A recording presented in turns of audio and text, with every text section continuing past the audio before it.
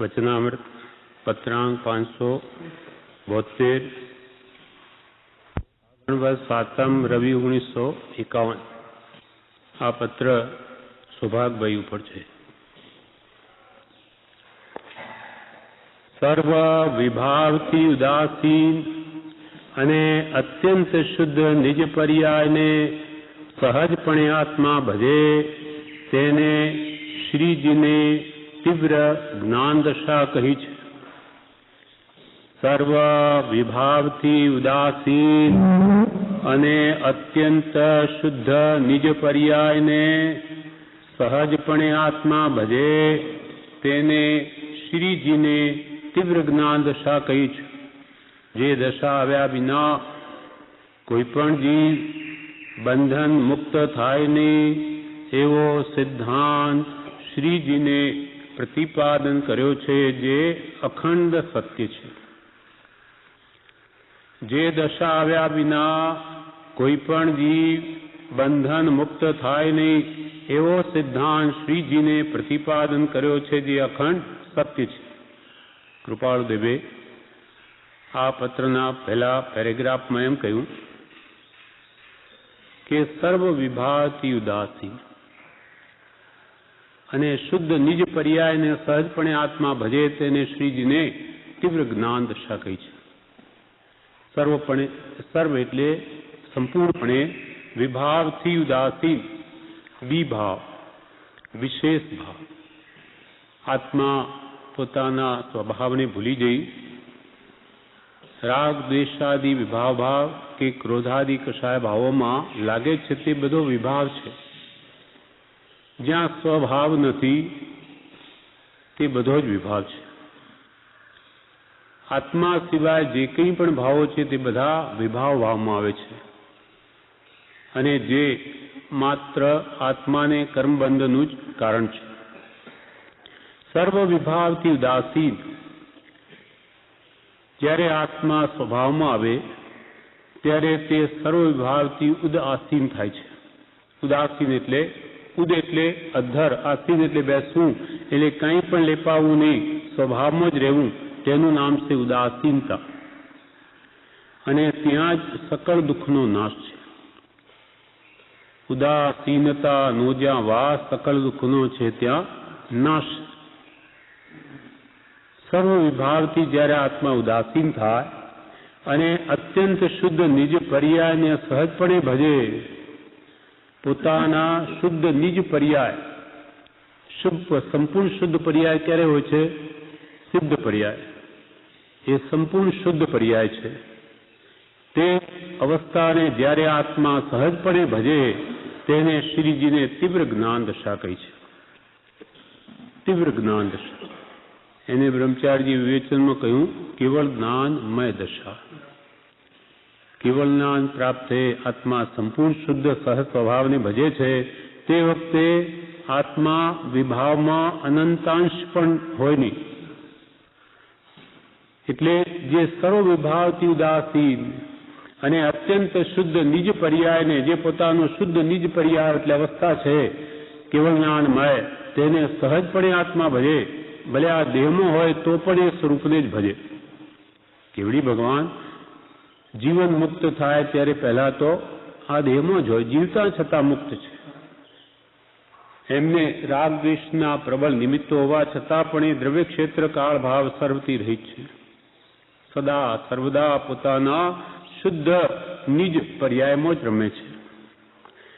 અને અત્યંત શુદ્ધ નિજ પર્યાયને સહજપણે આત્મા ભજે તેને શ્રીજીને એટલે શ્રી તીર્થંકર દેવે તેને તીવ્ર જ્ઞાન દશા કહી છે. અને જે દશા આવ્યા વિના કોઈ પણ જીવ બંધન મુક્ત થાય નહીં એવી કેવળ જ્ઞાનમય દશા પ્રાપ્ત થયા પહેલા કોઈ પણ જીવ કર્મના બંધનથી મુક્ત થાય નહીં, મુકાય જ નહીં. કેમ કે જ્યાં સુધી રાગ દ્વેષનો અનંતાંશ પણ છે ત્યાં સુધી જીવને બંધ અવશ્ય છે. કેવડી થયા પછી આત્માના ગુણોને ઘાતે એવા ઘાતિયા કર્મ અનંત એ જ્ઞાનાવર્ણીય દર્શનાવર્ણીય મોની અંતરા એ નાશ થઈ જવાથી કાર્મણ વર્ગણાઓ સર્વત્ર રહેલી હોવા છતાં પણ એ કેવડીને કાંઈ કરી શકે નહીં. કેમ તો કે એમનામાં રાગદ્વેષ નથી. જ્યાં રાગદ્વેષ છે ત્યાં બંધ છે. એટલે ભગવાન કેવડીઓ પણ આ સંસારમાં જ રહેલા હોવા છતાં એમને કર્મ બંધ નથી, ઇરિયાપથિક બંધ છે. કેમ કે કાય યોગ છે, મનોયોગ છે, વચન યોગ છે, ત્યાં સુધી કર્મો આવે. કેમ કે આશ્રમના દ્વાર છે આ ત્રણેય યોગ.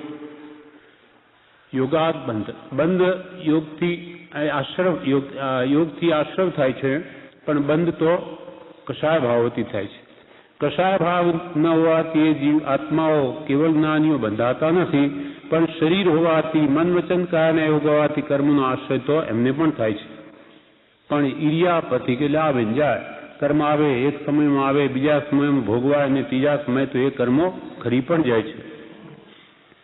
અને એવી દશા આવ્યા વિના કોઈ પણ જીવ બંધન મુક્ત થાય નહીં. એટલે સંપૂર્ણ કર્મ બંધનથી મુકાવવું હોય તો આપણે પણ આપણી કેવળ જ્ઞાનમય દશા એ પ્રગટાવવી જ પડશે. આજે લાખ વર્ષે, કરોડો વર્ષે, મોડે કે વહેલે પોતાની નિજ શુદ્ધ સહજાત્મ દશા નહીં પ્રગટે સંપૂર્ણપણે, ત્યાં સુધી બંધનથી મુક્ત નહીં થાય. એટલે આ સિદ્ધાંત કૃપાલદેવે કહ્યો કે જે જીનેશ્વરોએ કહ્યો છે, જે દશા આવ્યા વિના કોઈ પણ જીવ બંધન મુક્ત થાય નહીં, એવો સિદ્ધાંત શ્રીજીને પ્રતિપાદન કર્યો. જીનેશ્વર ભગવંતોએ લોકનું સ્વરૂપ જોઈને આ સિદ્ધાંત પ્રતિપાદન કર્યો છે, જે અખંડ સત્ય છે. કૃપાલ કે સંપૂર્ણ સત્ય છે, એમાં કિંચિત માત્ર પણ અસત્ય નથી. કેમ કે સર્વજ્ઞ પુરુષો છે, બધું જે જાણે છે. પ્રત્યેક દ્રવ્યના અનંત ગુણ છે, અનંત પર્યાય છે. એ બધું દ્રવ્યગુણ પર્યાયને જાણનાર એવા ભગવાન તે આ સિદ્ધાંત પ્રરૂપિત કર્યો છે. માટે એમાં કોઈ કાળે ભૂલ હોય નહીં, એ સર્વદા સત્ય જ હોય. હવે આગળ પેરેગ્રાફ મૂકે છે, કોઈક જીવથી એ ગહન દશાનો વિચાર થઈ શકવા આવી છે. એવી આત્માની જે સંપૂર્ણ કેવળ જ્ઞાનમય દશા છે, એનો વિચાર તો કોઈક જીવ માત્ર એ ગહન દશાનો એનાથી વિચાર પણ થઈ શકે. કેમ? તો કે આપણને તો આત્માનો અનુભવ નથી કે કેવળ જ્ઞાની પુરુષોની કેવી અંતરાત્મ દશા હોય, કેવું એને સુખનું વેદન કરતા હોય, આપણને એનો કંઈ ભાસ નથી. એટલે કોઈક સમ્યક દ્રષ્ટિ, કોઈક આત્મજ્ઞાની મહાત્માઓ જે કેવડી ભગવંતનું સુખ કેવું છે એ જાણે છે, જ્ઞાની પુરુષ. એટલે એ વિચારી શકે કે કેવળ જ્ઞાનીઓ કેવા સુખી છે, એ કેવું સુખ ભોગવે, એ આત્મજ્ઞાન આત્માનો અંશે અનુભવ થવાથી એમને ખબર છે કે કેવડીઓ કેટલા સુખી છે. કોઈક જીવથી એ ગહન દશાનો વિચાર થઈ શકવા યોગ્ય છે. કેમ કે અનાદિથી અત્યંત અજ્ઞાન દશા જીવે પ્રવૃત્તિ કરી છે. તે પ્રવૃત્તિ એકદમ અસત્ય અસાર સમજાય, તેની નિવૃત્તિ સૂજે એમ બનવું બહુ કઠણ છે. માટે જ્ઞાની પુરુષનો આશ્રય કરવાનું ભક્તિ માર્ગજીને નિરૂપણ કર્યો છે કે જે માર્ગ આરાધવાથી સુલભ પડે જ્ઞાન દશા ઉત્પન્ન થાય છે. હવે કોઈક સમ્યક દ્રષ્ટિ મહાત્માઓ જે આપણા આત્માની પણ એ જ દશા છે. મૂળ સ્વરૂપે આપણા આત્મા પણ કેવળ જ્ઞાનમય જ હોવા છતાં એ દશાનો વિચાર કરવાને આપણે યોગ્ય નથી. એ જ્ઞાનીઓ જ કરી શકે. તો આપણને એ વિચાર નથી કરી શકતા, એનું શું કારણ? તે કૃપાળદેવ કહે છે, કેમ કે અનાદિથી અત્યંત અજ્ઞાન દશા જીવે પ્રવૃત્તિ કરી છે. અનાદિકાળથી અત્યંત એટલે સંપૂર્ણપણે આ જીવ મિથ્યાત્વમાં જ હતો. એ અજ્ઞાન દશાએ જ આ જીવે પ્રવૃત્તિ કરી છે. એટલે એને આત્માનું ભાન જ નથી. અનાદિકાળથી સ્વરૂપનું વિસ્મરણ થઈ ગયેલું છે, અને જે દેહમાં જન્મે તે દેહને જ પોતાનું રૂપ માનીને ચાલે છે.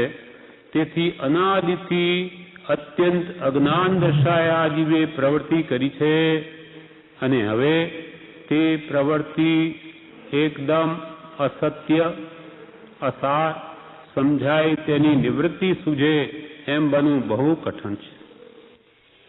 અગૃહિત મિથ્યાત્વ જેને કહ્યું, અનાદિકાળથી જીવ દેહમાં આત્મબુદ્ધિથી જ યુક્ત છે, કર્મોથી યુક્ત છે. ચારિત્રમો, દર્શનમો બધાથી. એટલે એને એકદમ કે ભાઈ હવે હું જે માનું છું કે કરું છું તે બધું મિથ્યા છે, હું જાણું છું, હું માનું છું કે હું વર્તું છું એ બધું મિથ્યા છે, એને એકદમ વાત નહીં સમજાય. આપણું જે મિથ્યા જ્ઞાન છે, મિથ્યા દર્શન છે, મિથ્યા ચારિત્ર છે, એકદમ એને સમજાઈ જાય કે બધું હું માનું છું તે ખોટું, અને એને ત્યાગી દે એ બનવું બહુ જ મુશ્કેલ છે. કેમ કે અનાદિકાળથી મિથ્યા માન્યતાઓ ચાલી આવે છે. તે પ્રવૃત્તિ અનાદિથી અત્યંત અજ્ઞાન દશાએ જે આપણા આત્માએ પ્રવૃત્તિ કરી છે તે પ્રવૃત્તિ એકદમ અસત્ય, અસાર સમજાઈ તેની નિવૃત્તિ સુધે એમ બનવું બહુ કઠણ છે.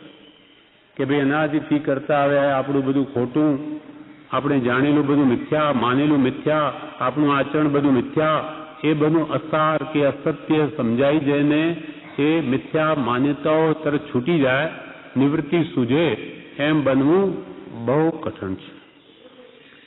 માટે શું કરવું?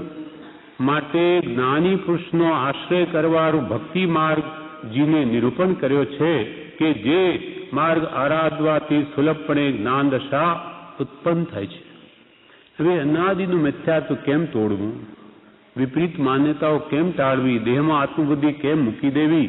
તો કે તમે એમ કરો કે કોઈ જ્ઞાની પુરુષને શોધો અને તેના ગમે તેવા વાક્યમાં પણ શ્રદ્ધા રાખો. પણ જ્ઞાની એ સત્પુરુષ છે કે નિષ્ઠિન જેને આત્માનો ઉપયોગ છે. નહીં તો શું થશે?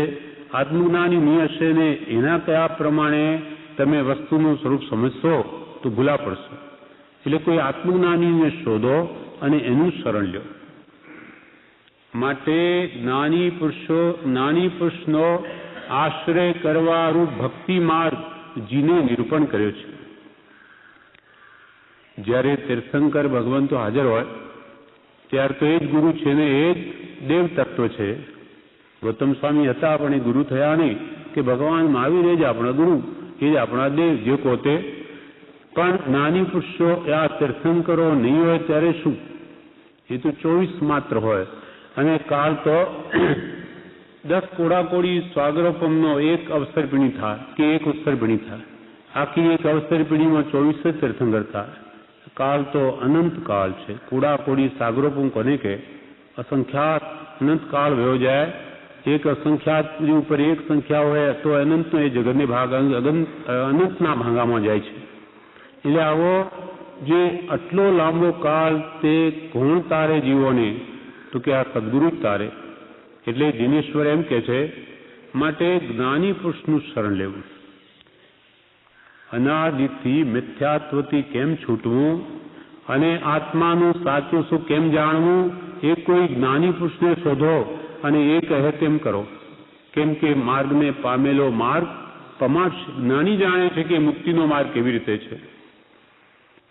માટે જ્ઞાની પુરુષનો આશ્રય કરવાનું ભક્તિ માર્ગ કોણે નિરૂપણ કર્યો?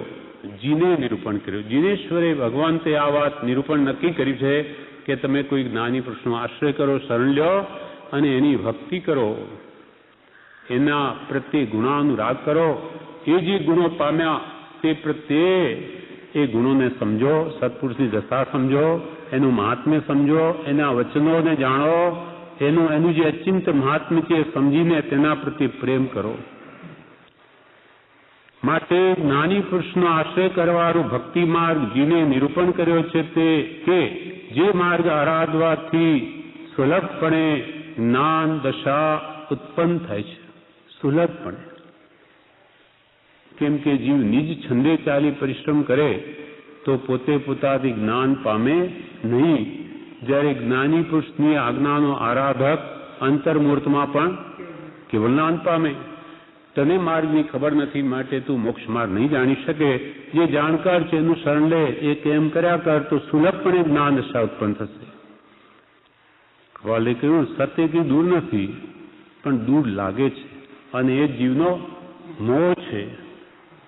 સત દૂર નથી પણ સતને બતાવનાર સત્પુરુષ જોઈએ. સત્પુરુષ દુર્લભ છે અને મળે તો એના પ્રત્યે શ્રદ્ધા નહીં આવે. એ કેમ કરે નહીં તો ક્યાંથી છૂટે? કે જે માર્ગ આરાધવાથી જે જ્ઞાની પુરુષે આશ્રય કરવાનું ભક્તિ માર્ગને નિરૂપણ કર્યો, તે માર્ગ આરાધવાથી સુલભપણે જ્ઞાન દશા ઉત્પન્ન થાય છે, સુલભપણે આત્મજ્ઞાન પ્રગટે છે. હવે આગળ કે છે,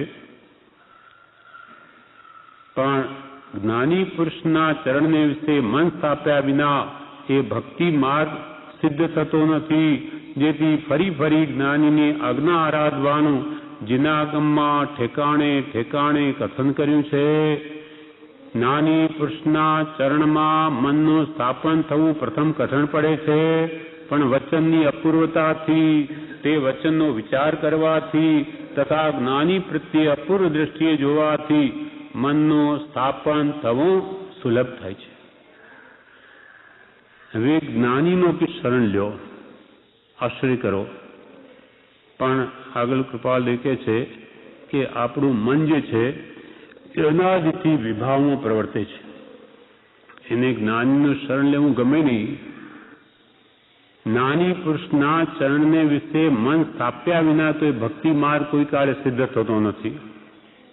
એની આજ્ઞામાં કે એના વચનમાં મનને દ્રઢ કર્યા વિના સાચી ભક્તિ સત્પુરુષ પ્રત્યે પ્રગટતી જ નથી.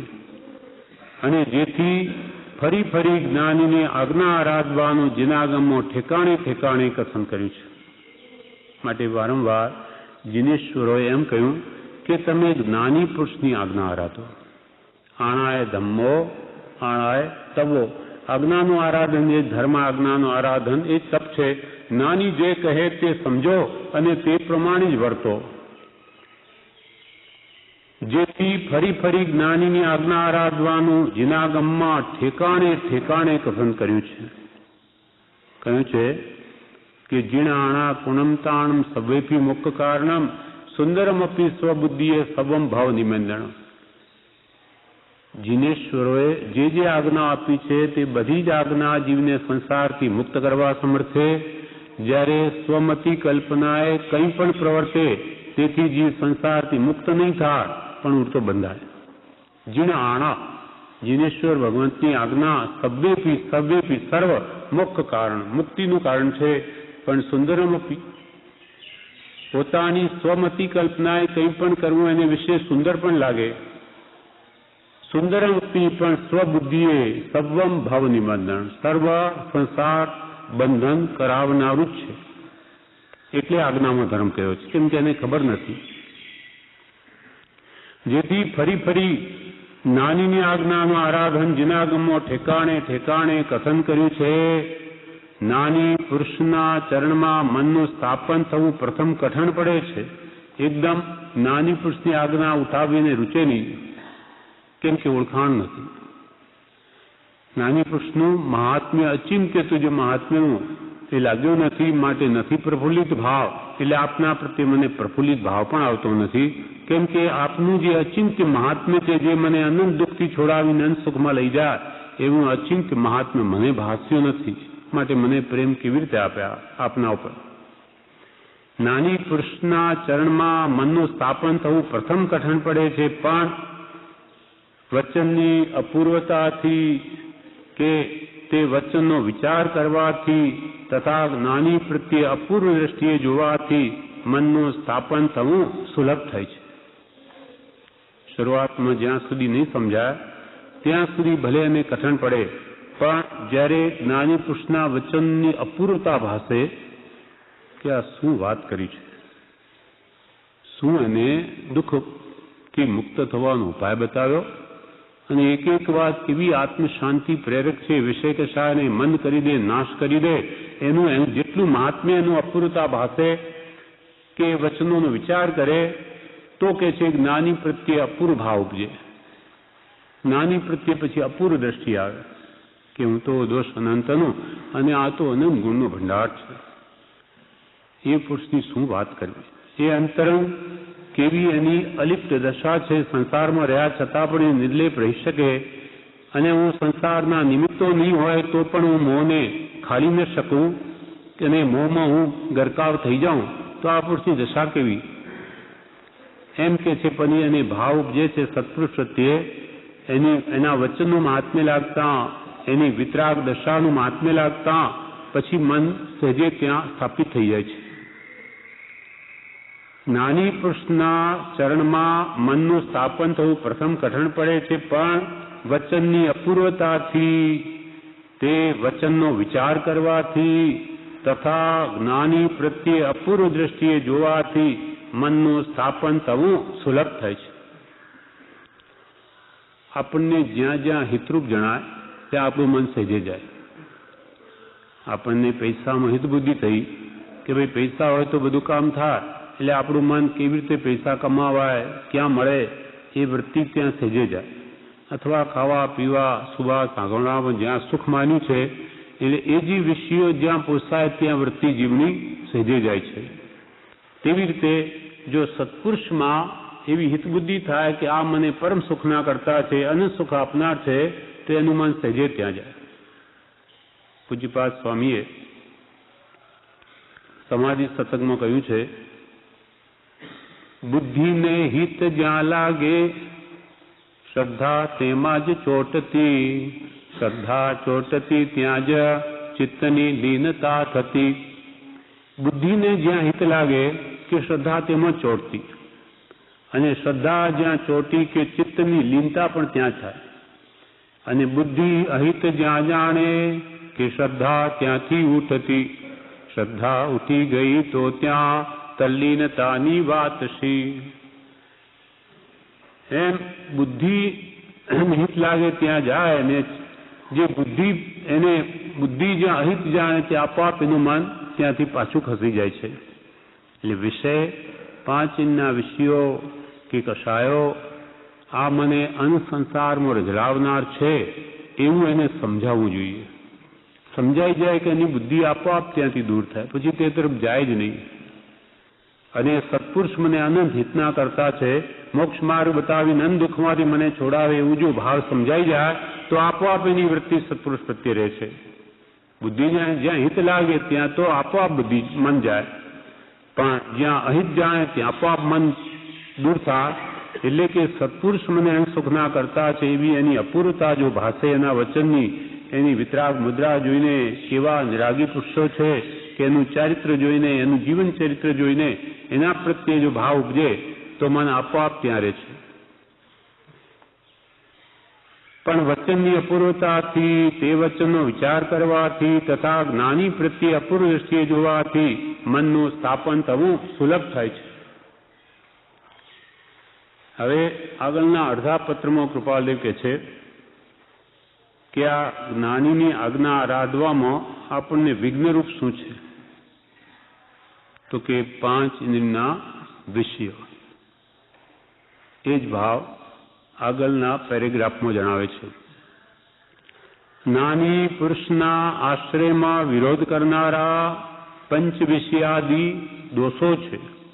તે દોષ થવાના સાધનથી જેમ બને તેમ દૂર રહેવું, અને પ્રાપ્ત સાધનમાં પણ ઉદાસીનતા રાખવી, અથવા તે સાધનોમાંથી અહમ બુદ્ધિ છોડી દઈ રોગરૂપ જાણી પ્રવર્તવું ઘટે. જ્ઞાની પુરુષને આપણે શરણ લેવું હોય, પણ આ 5 ઇંચના વિષયો એ ખાળે છે. એ ત્યાં એની આજ્ઞા આરાધવામાં કે એના કહેલા વચનો વિચારમાં વિઘ્નરૂપ છે. એ વિષયો પાછી વૃત્તિને ત્યાં લઈ જાય છે. આપણી વૃત્તિ અનાદિની વિષયોવાળી હોવાથી કે કષાયવાળી, તેને લઈને આડા આવી એને જ્ઞાનીની આશ્રય છોડાવી દે છે, એનું શરણ. એની આજ્ઞા સંપૂર્ણપણે તે ઉઠાવી નથી શકતો વિષય કષાયને લઈને. એટલે જ્ઞાની પુરુષના આશ્રયમાં, એટલે આજ્ઞા આરાધવામાં વિરોધ કરનારા 5 વિષયાદિ દોષો છે. તે દોષ થવાના સાધનથી જેમ બને તેમ દૂર રહેવું. વિષય કષાયના નિમિત્તોથી જેમ બને તેમ દૂર રહેવું. કેમ કે એ અનાદિનો અભ્યાસ છે જીવને, એ એકદમ નહીં છૂટે. માટે બને ત્યાં સુધી એવા નિમિત્તોથી દૂર નહીં ને સત્સંગમાં નિવાસ કરવો. તે દોષ થવાના સાધનથી જેમ બને તેમ દૂર રહેવું, અને પ્રાપ્ત સાધનમાં પણ ઉદાસીનતા રાખવી. પુણ્યને આધીન આપણને 5 ઇન્દ્રિયના વિષયો બધા મળી ગયા હોય, આંખના, કાનના, નાકના, બધી જ આપણને સગવડ સુવિધા હોય, છતાં પણ પ્રાપ્ત સાધનમાં પણ ઉદાસીનતા રાખવી, તે પણ વૈરાગ રાખવો. સાધન મળીએ એનો પણ ઉપભોગ કરવો નહીં, અને પ્રાપ્ત સાધનમાં પણ ઉદાસીનતા રાખવી, અથવા તે સાધનોમાંથી અહમ બુદ્ધિ છોડી દઈ રોગરૂપ જાણી પ્રવર્તવું ઘટે. એવા 5 ઇન્દ્રિયના વિષયોમાં પ્રવર્તવું પડતું હોય તો પણ કૃપાલુ કહે છે કે એને રોગરૂપ જાણી પ્રવર્તવું ઘટે. એમાં અહમ બુદ્ધિ છોડી દઈ, એટલે વિષયો મારા નથી, ઇન્દ્રિયો જ મારી નથી, તો એના વિષયો મારા ક્યાંથી? શરીર જ મારું નથી, શરીરમાં રહેલી ઇન્દ્રિયો મારી નથી, ઇન્દ્રિયો જે વિષયો છે એ હું આપું નહીં, કેમ કે એ મને મારા આત્માને બંધન કરાવનારી છે. એમ ઇન્દ્રિયો મારી નહીં, એમાં અહમ બુદ્ધિ છોડી દઈ અને સહજાત્મ સ્વરૂપ મેં હું છું એમાં અહમ બુદ્ધિ લાવી અને આ વિષયોને રોગરૂપ જાણી પ્રવર્તવું ઘટે. જેમ કે ભૂખ લાગી છે અને આ દેહ ટકી શકે એમ નથી આહાર વગર, માટે એને આપવો જરૂરી છે.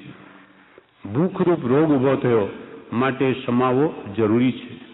એવા એમ 5 ઇન્દ્રિયના વિષયોની ઉકળાટ, આકુળતા જ્યારે અત્યંત વધી ગઈ હોય ત્યારે એ વિષયોમાં પ્રવૃત્તિ કરીને એને ક્ષણિક શાંતિ મેળવે છે, પણ સાથે જાગૃતિ જેટલી રાખે તો ફરીથી તેમાં એનું ગમન હોય નહીં, અથવા મોડું હોય. એને રોગ જાણે તેથી દૂર થાય.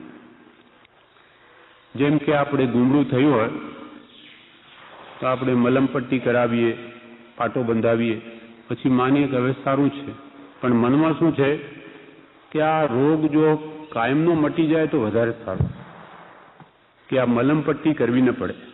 જેમ ઈચ્છારૂપી મને રોગ થાય છે વારંવાર, ખાવાની, જોવાની, સૂંઘવાની, સાંભળવાની, સ્પર્શવાની, એ જે અનેક પ્રકારની ઈચ્છાઓ મને ઉત્પન્ન થાય એ રોગ છે મને. એ રોગ જો મટી જાય, ઈચ્છારૂપી રોગ, તો મને કોઈ દુઃખ ભવિષ્યમાં થાય જ નહીં. એમ તે સાધનમાંથી અહમ બુદ્ધિ છોડી દઈ રોગ રૂપ જાણી પ્રવર્તવું ઘટે. રોગ રૂપ જાણે કે મને આત્માને બંધનરૂપ છે, જે કંઈ પણ હું 5 ઇન્દ્રિયના વિષયોમાં પ્રવૃત્તિ કરું છું ના છૂટકે એ કર્તવ્યરૂપ નથી. રોગરૂપ જાણે તો કોઈ પણ કાળે એનો ત્યાગ અવશ્ય થાય. અથવા તે સાધનોમાંથી અહમ બુદ્ધિ છોડી દઈ રોગરૂપ જાણી પ્રવર્તવું ઘટે. અનાદિ દોષનો એવા પ્રસંગમાં વિશેષ ઉદય થાય છે અને જાગૃતિમાં શિથિલ કરી નાખી પોતાને વિશે એકાગ્ર બુદ્ધિ કરાવી દે છે. આ જીવ જેમ જેમ દોષને છેદવા લાગે તેમ તેમ તે વિષયો વિશેષ આકર્ષે છે કે મારે કાઢી નાખવા છે, તો એ સ્વરૂપાંતર કરી એટલે બીજું રૂપ લઈ તેને આકર્ષે છે અને જાગૃતિમાં શિથિલ કરી નાખી પોતાને વિશે એવી એકાગ્ર બુદ્ધિ કરાવી દે છે. તે એકાગ્ર બુદ્ધિ એવા પ્રકારની હોય છે કે મને આ પ્રવૃત્તિથી તેવો વિશેષ બાદ નહીં થાય, હું અનુક્રમે તેને છોડીશ અને કરતા જાગ્રત રહીશ. એ આદિ ભ્રાંત દશા તે દોષ કરે છે, જેથી તે દોષનો સંબંધ છોડતો નથી અથવા તે દોષ વધે છે, તેનો લક્ષ્ય તેને આવી શકતો નથી. પોતે જ્યારે એ વિષયોને દૂર કરવા મથે ત્યારે તે વિષયો સ્વરૂપાંતર કરીને એને બીજી રીતે આકર્ષે છે. કેવી રીતે? તો કે હું આવી આ વિષયોમાં પ્રવૃત્તિ કરવા છતાં મને કંઈ બાદ નહીં થાય. કેમ? તો કે હું અનુક્રમે એને છોડી દઈશ અને જાગૃત રહીશ. મને તો ખબર છે કે વિષયો ઝેરરૂપ છે, એટલે પ્રવૃત્તિ કરું તો પણ મને બાદ નહીં થાય. એમ પોતાની વૃત્તિઓ જ પોતાને છેતરે છે અને કરતા જાગૃત રહીશ. એ આદિ ભ્રાંત દશાથી દોષ કરે છે, જેથી તે દોષનો સંબંધ જીવ છોડતો નથી અથવા તે દોષ વધે છે, તેનો લક્ષ્ય તેને આવી શકતો નથી. હું એને અનુક્રમે છોડીશ એવી શિથિલતા પોતાના ભાવોમાં લાવી અને એને છોડે નહીં, તેથી એ વિષયો વધી જાય કાળે કરીને. કેવી રીતે વધે? તો એક વાત કૃપાળદેવે ઉપદેશ છાયામાં કરી છે કે જ્ઞાનીની આજ્ઞાએ વર્તતા એવા ભદ્રિક મુમુક્ષુ જીવને બ્રહ્મચર્ય પાળવું એટલે સ્ત્રીયાદિના પ્રસંગમાં ન જવું એવી આજ્ઞા ગુરુએ કરી હોય તો તે વચન પર દ્રઢ વિશ્વાસ કરી તે સ્થાનકે ન જાય. કોઈ ભદ્રિક સરળ મુમુક્ષુ હોય એને જ્ઞાની પુરુષે કહ્યું તારે સ્ત્રીયાદિનો સંગ કરવો નહીં, તો એ ગુરુની આજ્ઞા એવી માની અને વિશ્વાસ રાખીને તે સ્થાનકમાં નહીં જાય. ત્યારે જેને માત્ર આધ્યાત્મિક શાસ્ત્રાદિક વાંચી મુમુક્ષતા થઈ હોય તેને એમ અહંકાર રહ્યા કરે કે એમાં તે શું જીતવું છે. આવી ઘેલછાના કારણથી તે તેવા સ્ત્રીયાદિકના પ્રસંગમાં જાય કે આમાં શું, હું તો જાગ્રત રહીશ, એમાં શું બગડી જવાનું છે, એ પણ આત્મા જ છે ને, એમ પોતાની વૃત્તિઓ પોતાની છેતરે છે. પણ તેને આવો અહંકાર રહ્યા કરે કે એમાં તે શું જીતવું છે. આવી ઘેલછાના કારણથી તે તેવા સ્ત્રીયાદિકના પ્રસંગમાં જાય. કદાચ તે પ્રસંગથી એક વાર બે વાર બચે, પણ પછી તે પદાર્થ પ્રત્યે દ્રષ્ટિ દેતા આ ઠીક છે એમ કરતા કરતા તેને તેમાં આનંદ થાય અને તેથી સ્ત્રીઓ સેવે. નાનીની આજ્ઞા પ્રમાણે બાળો ભાળો જીવતો વર્તે એટલે તે બીજા વિકલ્પો નહીં કરતા તેવા પ્રસંગમાં ન જ જાય. આ પ્રકારે જે જીવને આ સ્થાન કે જવું યોગ્ય નથી એવા જે જ્ઞાનીના વચનો તેનો દ્રઢ વિશ્વાસ તે બ્રહ્મચર્ય વ્રતમાં રહી શકે છે. અર્થાત તે આ અકાર્યમાં પ્રવૃત્ત નહીં થાય. ત્યારે જ્ઞાનીના આજ્ઞાંકિત નથી એવા માત્ર આધ્યાત્મિક શાસ્ત્રો વાંચી થયેલા મુમુક્ષુઓ અહંકારમાં ફર્યા કરે અને માન્યા કરે કે એમાં તે શું જીતવું છે. આવી માન્યતાને લઈને આ જીવ પડી જાય છે અને આગળ વધી શકે નહીં. એમ કૃપાલે કહે છે કે આ જીવને જે વૃત્તિઓને છેદવા જાય કે આ સ્વરૂપાંતરી કરીને તેને આકર્ષે છે ને એમાં શું જીતવું છે એમ કરીને ત્યાંથી પડી જાય છે. એ આદિ ભ્રાંત દશાથી દોષ કરે અને જે દોષનો સંબંધ જીવ છોડતો નથી, અર્થાત તે દોષ વધે છે, તેનો લક્ષ્ય પણ તેને નથી આવી શકતો. એમ પોતાની જ વૃત્તિઓ પોતાને છેતરી જાય છે. હવે વિરોધી સાધનોનો બે પ્રકારથી ત્યાગ થઈ શકે છે. એક તો તે સાધનના પ્રસંગની નિવૃત્તિ, બીજો પ્રકાર વિચારથી કરી તેનું તુચ્છપણું સમજાવવું. 5 ઇન્દ્રિયના વિષયો જે જ્ઞાની પુરુષની આજ્ઞા ઉઠાવવામાં આપણને બાધક છે એને કેવી રીતે ત્યાગવા, તો કે બે પ્રકાર તેનો ત્યાગ થઈ શકે. એક તો આવા વિષયોના સાધનથી દૂર રહેવું, પ્રસંગની નિવૃત્તિ કરવી, અને બીજો વિચારે કરીને તેનું તુચ્છપણું સમજાવવું. વિચારથી કરી તુચ્છપણું સમજાવવા માટે પ્રથમ તે પંચવિષયાદિના સાધનની નિવૃત્તિ કરવી વધારે યોગી છે. વિચારે કરીને કે 5 ઇન્દ્રિયના વિષયો મને બંધનકારક છે એ વિચાર કરવા પહેલા એની નિવૃત્તિ વધારે ઉપયોગી છે. તો સદવિચાર સહેજે ઉત્પન્ન થાય. વિચારથી કરી તુચ્છપણું સમજાવવા માટે પ્રથમ તે પંચવિષયાદિના સાધનની નિવૃત્તિ કરવી વધારે યોગ્ય છે. કેમ કે તેથી વિચારનો અવકાશ પ્રાપ્ત થાય છે. ઘરમાં જ રહી અને કે મારે હું મોહ છોડી દઈશ ત્યાં વિચાર આવવો બહુ દુર્લભ છે.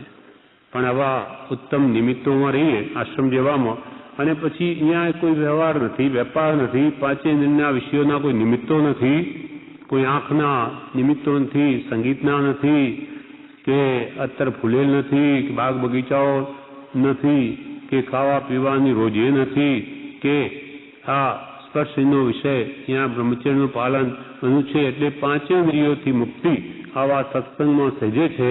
એટલે આવામાં રહેવાથી સહેજે પ્રસંગોની નિવૃત્તિ થઈ જાય છે, વિષયોના સાધનોની. એ વિરોધી સાધનનો બે પ્રકારથી ત્યાગ થઈ શકે છે. એક તે સાધનના પ્રસંગની નિવૃત્તિ અને બીજો પ્રકાર વિચારથી કરી તેનું તુચ્છપણું સમજાવવું. અહીંયા પછી એ વિષયો મને બંધનકારક છે, કર્તવ્યરૂપ નથી. અહીંયા આપણે એનો વિચાર કરીને એ ભાવોને વધારે મોડા પાડી શકીએ છીએ.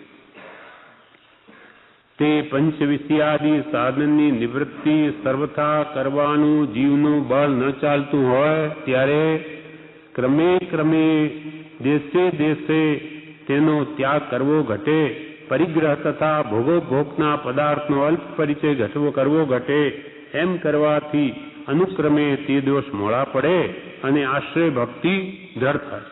તથા જ્ઞાનીના વચનોનું આત્મામાં પરિણામ થઈ તીવ્ર જ્ઞાન દશા પ્રગટી જીવન મુક્ત થાય.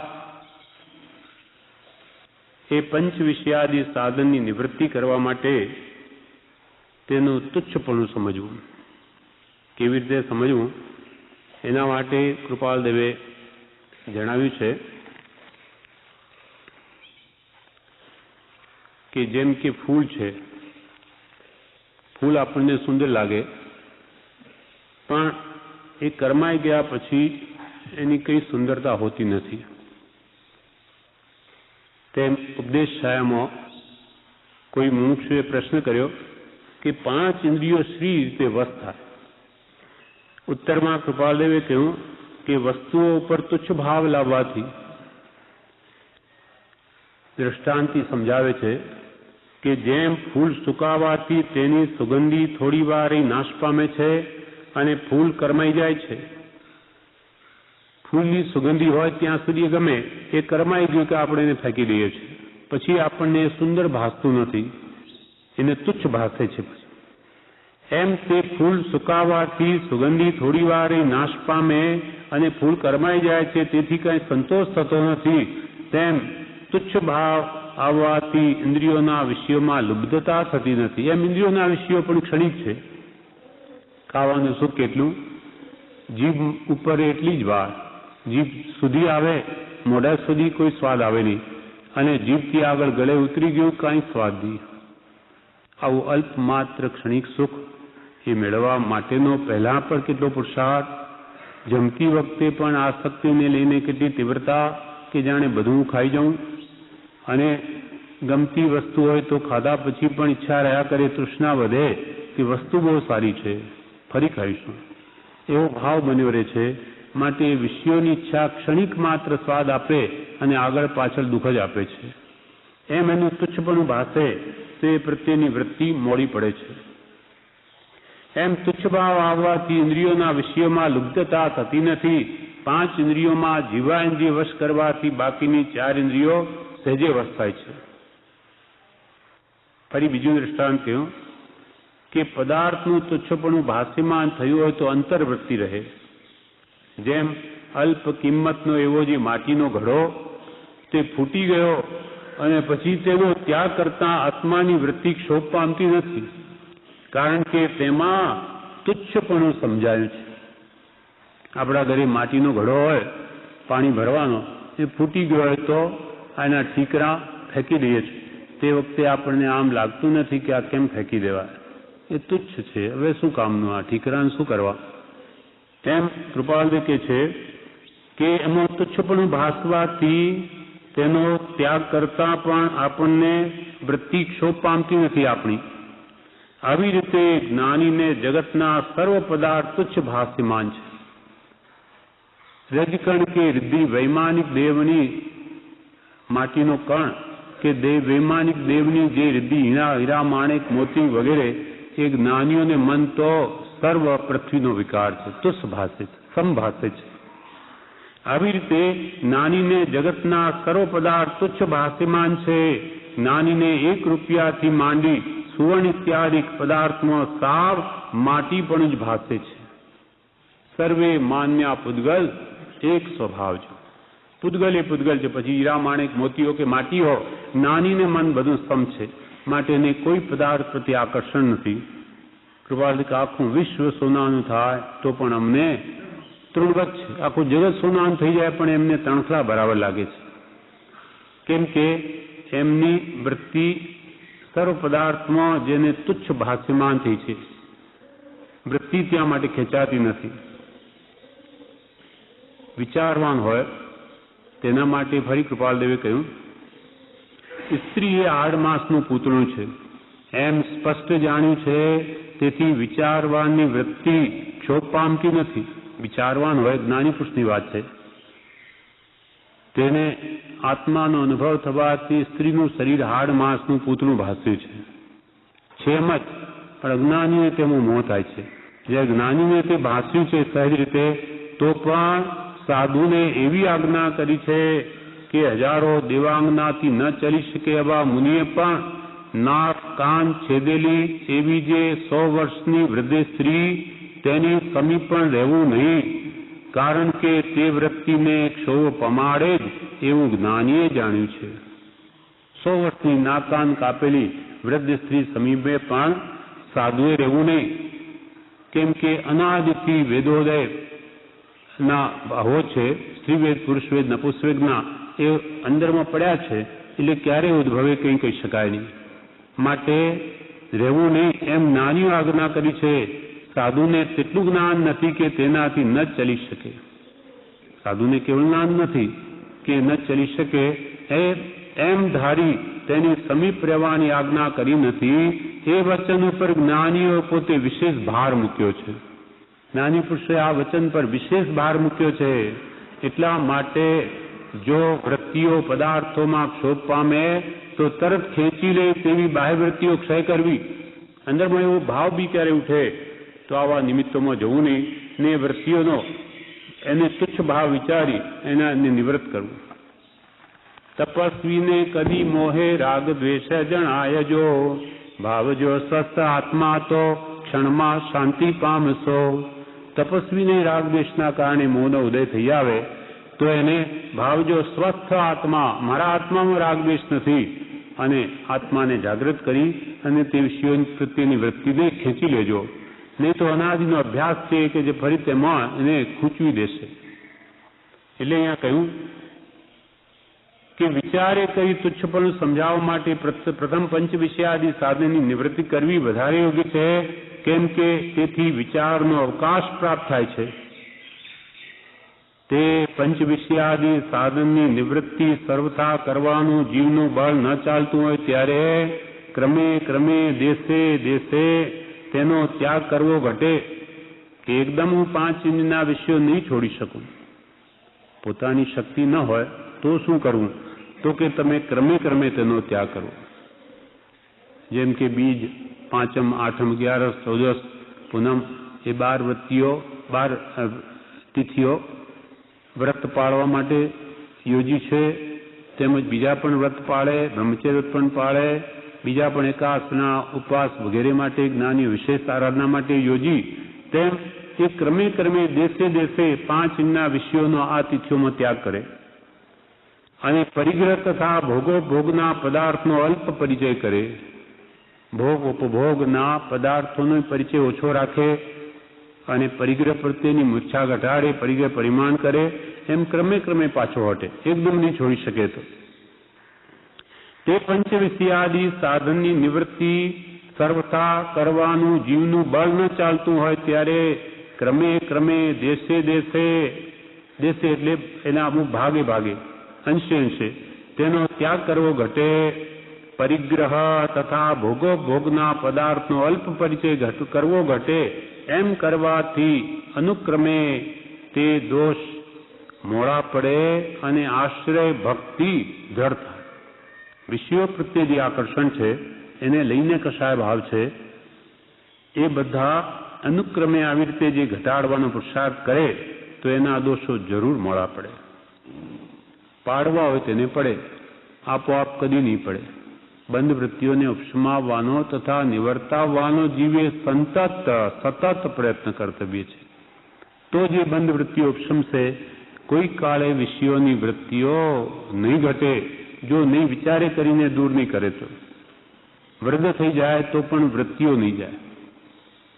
વહી ગઈ તો એની વિષયની અભિલાષા દૂર થાય. ઉંમર થઈ ગઈ હોય, 80 વર્ષનો થઈ ગયો હોય, છતાં પણ એમની વૃત્તિઓ મલિન હોઈ શકે છે. વિચારે કરીને દૂર ન કરે તો ભલે શરીરમાં શક્તિ ન હોય પણ મન આવી વૃત્તિઓ વાળું જ હોય, બંધ જ કરે. એમ કરવાથી અનુક્રમે તે દોષ મોડા પડે અને આશ્રય ભક્તિ દ્રઢ થાય. આવા વિષય કસાય મોડા પડે તો જ સત્પુરુષનો દ્રઢ આશ્રય લઈ શકે અને એની આજ્ઞામાં રહી શકે. તથા જ્ઞાનીના વચનોનું આત્મામાં પરિણામ થઈ તીવ્ર જ્ઞાન દશા પ્રતિ જીવન મુક્ત થાય. એવી રીતે વિષય કૃપાલ કે નથી ધર્યો દેહ વિષય વધારવા, નથી ધર્યો દેહ પરિગ્રહ ધારવા, વિષય કસાય વધારવા માટે આ મનુષ્યભાવ નથી. આપણે ઘણી ઊંચી ભૂમિકામાં આવી ગયા છે. હવે તો આ ભાવમાં વિષય કસાયમાં મન નહીં જોડતા. હવે આત્મજ્ઞાન કેમ થાય? આ ભાવો જે અંદરના મલિન વિષય કસાયના ભાવો છે, જડ મૂળથી કેમ નાશ પામે? શું કરું તો નાશ પામે? એવા જ વિચારમાં રહે અને એના ઉપાયમાં જ પ્રવર્તે અને આવા ભોગના પદાર્થનો અલ્પ પરિચય કરે, મૂકી દે તો ભવિષ્યમાં એને એની સ્મૃતિ પણ નહીં રહે અને ધીમેથી ફરી ત્યાગ ભાવમાં આવી જઈ આગલા ભાવમાં ને શીઘ્રતાથી મુકાઈ જાય નથી. એટલે એવો અભ્યાસ આ ભાવમાં કરે તો જ એ થઈ શકે એમ છે. તથા આવું કરે તો જ્ઞાનીના વચનોનું આત્મામાં પરિણમન થઈ તીવ્ર જ્ઞાન દશા પ્રતિ જીવન મુક્ત થાય. વિષય કસાયમાં મને લગાડતા આત્મજ્ઞાનની ભૂમિકા માટે ત્યાગ, વૈરાગ, ઉપશમ, ભક્તિ કેમ પ્રગટે? એના પુરુષાર્થમાં રહે તો આત્મજ્ઞાન થઈને તીવ્ર જ્ઞાન દશા પ્રગટે. અંતે કેવળ જ્ઞાન પ્રગટીને એ જીવન મુક્ત થાય. જીવતા છતાં મુક્ત. કેવળી ભગવંતો જીવન મુક્ત છે. એમને કંઈ કરવાનું હોતું જ નથી. એમને કંઈ ભક્તિ કરવાની નથી, કે માળાએ ગણવાની નથી, કે ઉપવાસ કરવાના નથી, કે કંઈ જપ તપ શાસ્ત્રાધ્યયન કાંઈ કરવાનું નથી. કેટલા વર્ષ સુધી? તો કે અનંત કાળ સુધી કોઈ કાળે એને કોઈ પણ જાતનો પુરુષાર્થ કરવાનો નથી. એવી જીવન મુક્ત દશા પ્રાપ્ત થાય છે. પણ થાય ક્યારે? આ 5 ઇન્દ્રિયના આ પત્રમાં એ જ કહ્યું કે જ્ઞાનીની આજ્ઞા આરાધવી, આજ્ઞા સત્પુરુષનું શરણ લેવું, એના વગર કોઈ કાળે જીવની મુક્તિ નથી. અને એમાં જ્ઞાનીની આજ્ઞા આરાધવામાં, સત્પુરુષનું શરણ લેવામાં 5 ઇન્દ્રિયના વિષયો કસાય ભાવો એ આડા આવે છે. હા, ચરણ એટલે આજ્ઞા, બરોબર છે, આવી જ જાય. ચરણ આરાધવા એટલે એમની આજ્ઞા આરાધવી છે જ. અંશે તો મુક્તિ છે જ અને એ સંપૂર્ણ મુક્ત દશા તરફ જવાના જ છે. ખરેખર તો એ જ જીવન મુક્ત છે. એ થઈ જ ગયા. અનંતાનંદની કસાય ગયા એટલે જીવન મુક્ત થઈ ગયો અપેક્ષાએ. અને એ જ જીવો સર્વથા મુકાવાના છે. આત્મજ્ઞાન તો અદ્ભુત મહાત્મ્ય છે. એ તો હવે એની ગાડી પાટે ચડી ગઈ. એવી જેટલી ઝડપથી જાય વહેલી પહોંચે. જ્યારે આપણે તો સંસારમાં જ હજુ ભટકીએ છીએ, જંગલમાં, સંસારરૂપી જંગલમાં. એટલે આપણે પણ એક સમ્યક દર્શન જો થઈ જાય આ ભાવમાં તો આપણે આપણા માટે કેવળનાન જેવું છે. કેમ કે કેવળનાનનું બીજ છે. સંકિત થયું એટલે કેવળનાન તો આવશે જ. એટલે એટલું તો આપણે કરવું જ છે. આ ભાવમાં આપણે દ્રઢ નિશ્ચય જોઈએ. હવે અંતિમ છેલ્લા પેરેગ્રાફમાં કહે છે, કોઈક વાર આવી વાતનો વિચાર કરે તેથી અનાદિ અભ્યાસનું બળ ઘટવું કઠણ પડે. પણ દિન પ્રત્યે પ્રસંગે અને પ્રવૃત્તિએ ફરી વિચાર કરે તો અનાદિ અભ્યાસનું બળ ઘટી અપૂર્વ અભ્યાસથી સિદ્ધિ થઈ સુલભ એવો આશ્રય ભક્તિ માર્ગ સિદ્ધ થાય. એ જ વિનંતી આ સ્વપ્ન. જીવ કોઈક વાર આવી વાતનો વિચાર કરે કે મારે પંચ વિષયાથી નિવૃત્ત થવું છે, મારે જ્ઞાનનું શરણ લેવું છે, મારે તો ભક્તિમાં જ કાળ ગાળવો છે, આશ્રય કરવાનો ભક્તિ માર્ગ સિદ્ધ કરવો છે. આમ કોઈક વાર વિચારીને પછી મૂકી દે, તેથી કામ નહીં થાય. જીવ કોઈક વાર આવી વાતનો વિચાર કરે તેથી અનાદિ અભ્યાસનું બળ ઘટવું કઠણ પડે. અનાદિથી જે મિથ્યા માન્યતાઓ અજ્ઞાન ચાલ્યું આવે એટલે દેહમાં આત્મબુદ્ધિ, વિષયોમાં અનુરાગ, સંસાર સુખરૂપ છે વગેરે, એનું બળ એકદમ કોઈ પ્રસંગે વાત કરવાથી નહીં તૂટે.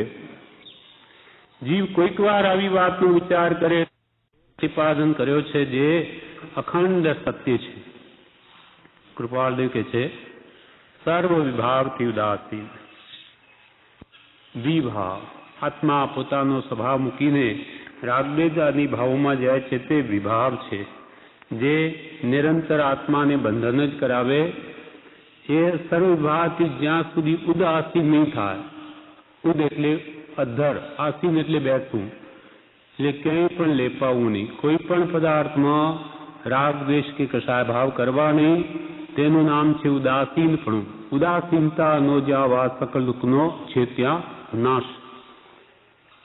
એમ સર્વ વિભાવથી ઉદાસીન અને અત્યંત શુદ્ધ નિજ પર્યાયને સહજપણે આત્મા ભજે. એવી દશા જ્યારે આવે તેને જ્ઞાની પુરુષો તીવ્ર જ્ઞાન દશા કહે છે.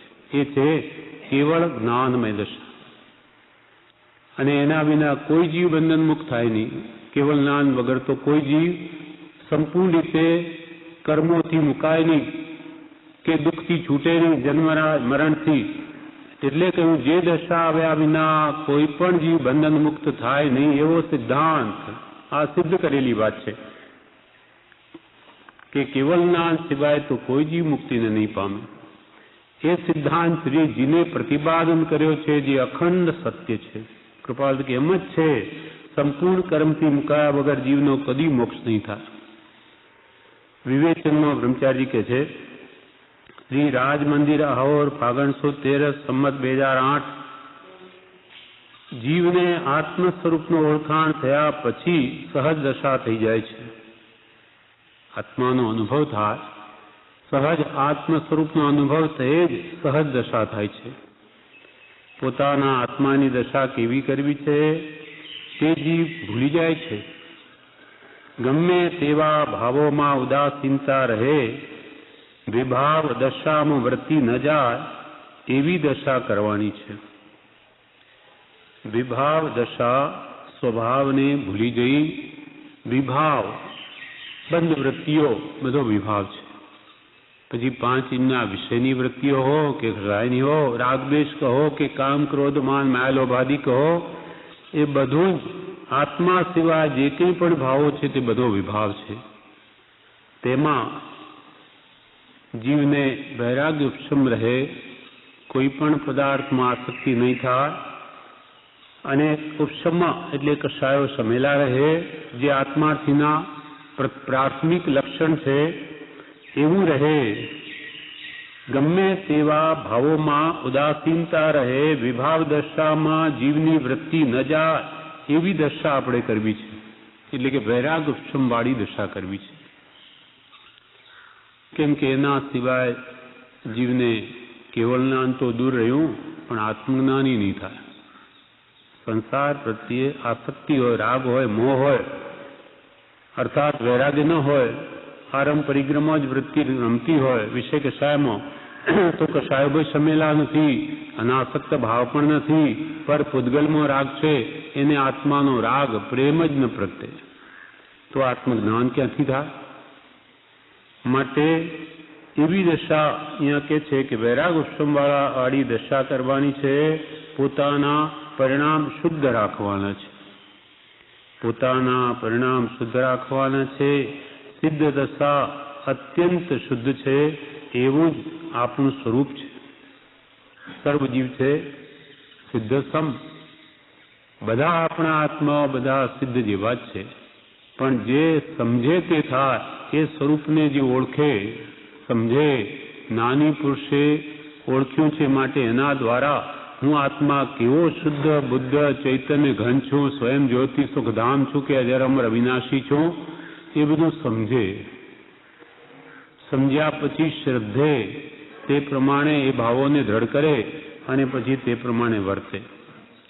અર્થાત આત્મ સ્વરૂપ જ મારું છે, તો દેહાદિ પર છે તો એમાં રાગ કેમ કરું, પર વસ્તુમાં મારાપણું કેમ કરું, એમ સમજે. સમજીને પછી પર પદાર્થનો રાગ તોડે, ઓછો કરે, ઘટાડે અને સ્વસ્વરૂપ પ્રત્યે રુચિ વધારે. જેનું સુખનું ધામ છે એમાં એ કેવી રીતે પ્રાપ્ત થાય એનો ઉપાય કરે. એટલે કે આત્માની શુદ્ધિ કેમ થાય, મોક્ષ કયો, નિજ શુદ્ધતા તે પામે તે પંથ, સમજાવ્યો સંક્ષેપમાં સકળ માર્ગ નિર્ગ્રંથ. આખો નિર્ગ્રંથ માર્ગ શું છે? પોતાના આત્માની શુદ્ધિ કરવી. તો અશુદ્ધ કેવી રીતે છે?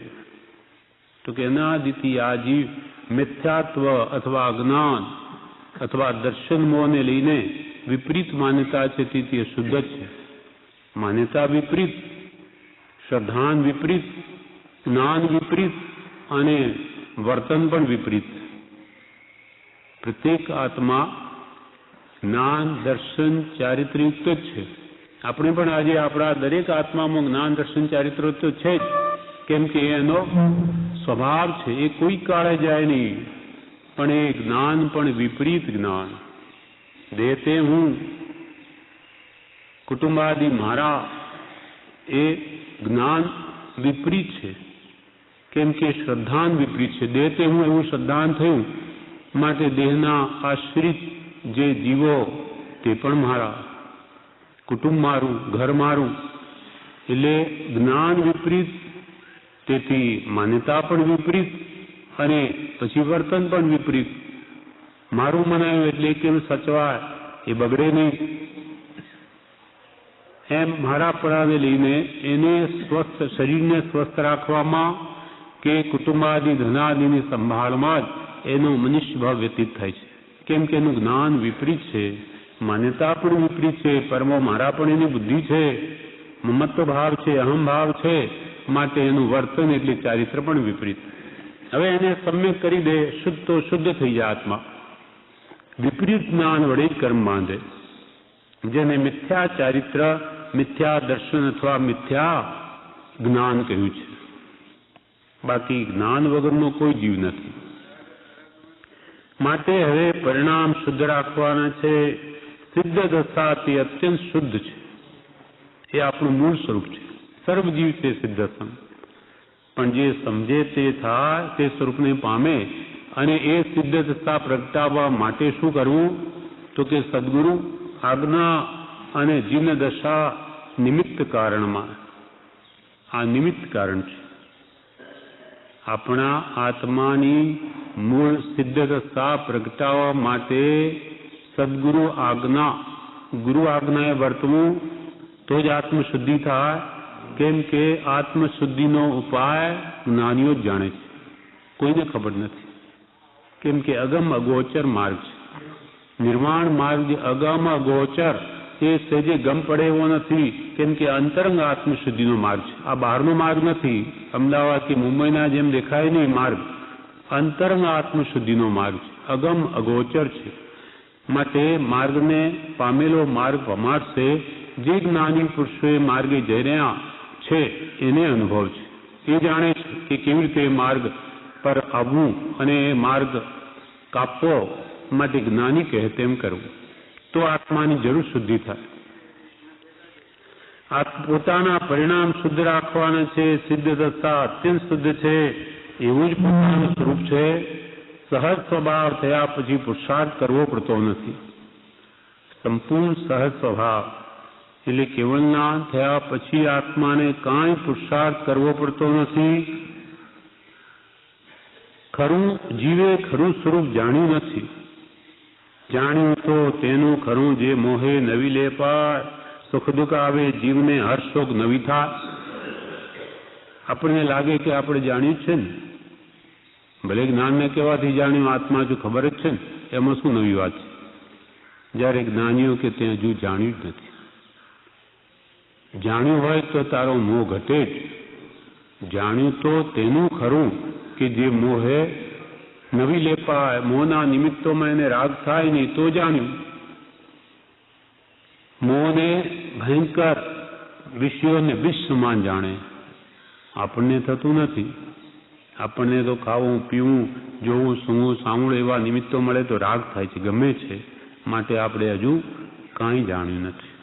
ભલે બુદ્ધિ ગમે થયું, પણ જ્ઞાન ગમે નહીં થયું, હૃદયમાં ઉતર્યું નથી, પરિણમન થયું નથી. માટે જ્ઞાની પુરુષો તો એમ કે તે હજુ કાંઈ જાણ્યું નથી. જાણ્યું તો તેનું ખરું જે મોહે, મોહના નિમિત્તોમાં નવી લેપા અને સુખ દુઃખ આવે જીવને હર્ષ શોક નવી. સુખના સમયમાં હર્ષ ન થાય નિમિત્તોમાં, તો જાણ્યું. દુઃખના નિમિત્તોમાં શોક ન થાય તો જાણ્યું. કેમ કે જ્ઞાન તો તેનું નામ કે જે હર્ષ શોક વખતે હાજર થાય, અર્થાત હર્ષ શોક થવા દે નહીં. જો જ્ઞાન સમ્યક પરિણામ પામ્યું હોય તો તરત દુઃખના પ્રસંગ આવે ભગવાનનો બોધ હાજર થઈ જાય કે શું કામ દુઃખી થાય, એ તો કર્મનું સ્વરૂપ છે, એ કંઈ રહેવાનું નથી. એવું તો આવું અનંતવાર દુઃખ ભોગવ્યા આવા કેવા તો આત્માને કાંઈ લાગે વળગે નહીં. એમ કરીને ભાવથી પાછો ફરી જાય તો એનું જ્ઞાન કામ આવે. જેમ કે આપણે કહીએ કે આપણે ધનવાન છીએ, પૈસાદાર, અમારી પાસે ઘણા પૈસા છે માનો, એમ કહીએ. પણ જ્યારે જરૂર પડે ત્યારે કે લાવો હવે પૈસા છે તો અહીંયા જરૂર પડી, તો કે તો હમણાં તો છે નહીં, તો શું કામના. એમ હાજર પડે જો જ્ઞાન હાજર નહીં થાય તો એ તારું જ્ઞાન સાચું છે જ નહીં. જાણ્યું તો તેનું ખરું જે મોહે નવી લેપા. કેવળ જ્ઞાનનું નામ તીવ્ર જ્ઞાન દશા છે. કેવળ જ્ઞાનનું નામ તીવ્ર જ્ઞાન દશા છે. કેવળ નિ સ્વભાવનું અખંડ વર્તે જ્ઞાન કહીએ. કેવળ જ્ઞાન તે દેહ છતાં નિર્વાણ. કેવળ નિજ આત્મ સ્વભાવનું અખંડ જ્ઞાન વર્તે એને જ્ઞાની પુરુષે કેવળ જ્ઞાન કહ્યું છે. કેવળ જ્ઞાનની જગત પ્રચલિત વ્યાખ્યા શું છે કે આખા લોકાલોકને જાણે તે કેવળ જ્ઞાન. કૃપાલ કે એ તો લૌકિક વ્યાખ્યા છે.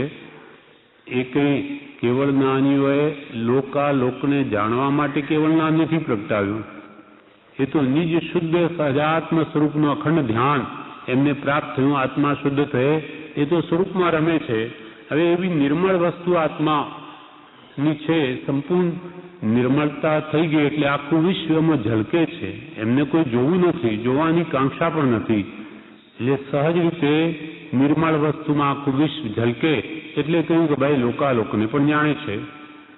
બાકી એ ભગવંતને લોકાલોકને જોવાની ઈચ્છા છે જ નહીં. ઈચ્છા માત્રનો નાશ થઈ ગયો મોહને કર્મ જતા. એ તો સહજ રીતે જોવાય છે. ઈચ્છા હોય તો સિદ્ધ દશા જ પ્રાપ્ત નહીં થાય. કેવળ નિજ સ્વભાવનું અખંડ વર્તે જ્ઞાન કહીએ. કેવળ જ્ઞાન તે દેહ છતાં નિર્વાણ. દેહ છતાં નિર્વાણ. દેહમાં હોય કેવડી ક્યાં રહે? દેહધારી આ દેહમાં જ રહે. છતાં પણ એ દેહ છતાં એ નિર્વાણ છે, એને મોક્ષ જ છે, એને કોઈ દુઃખ નથી. કેમ કે સર્વ ઈચ્છાઓથી રહિત થઈ ગયા છે.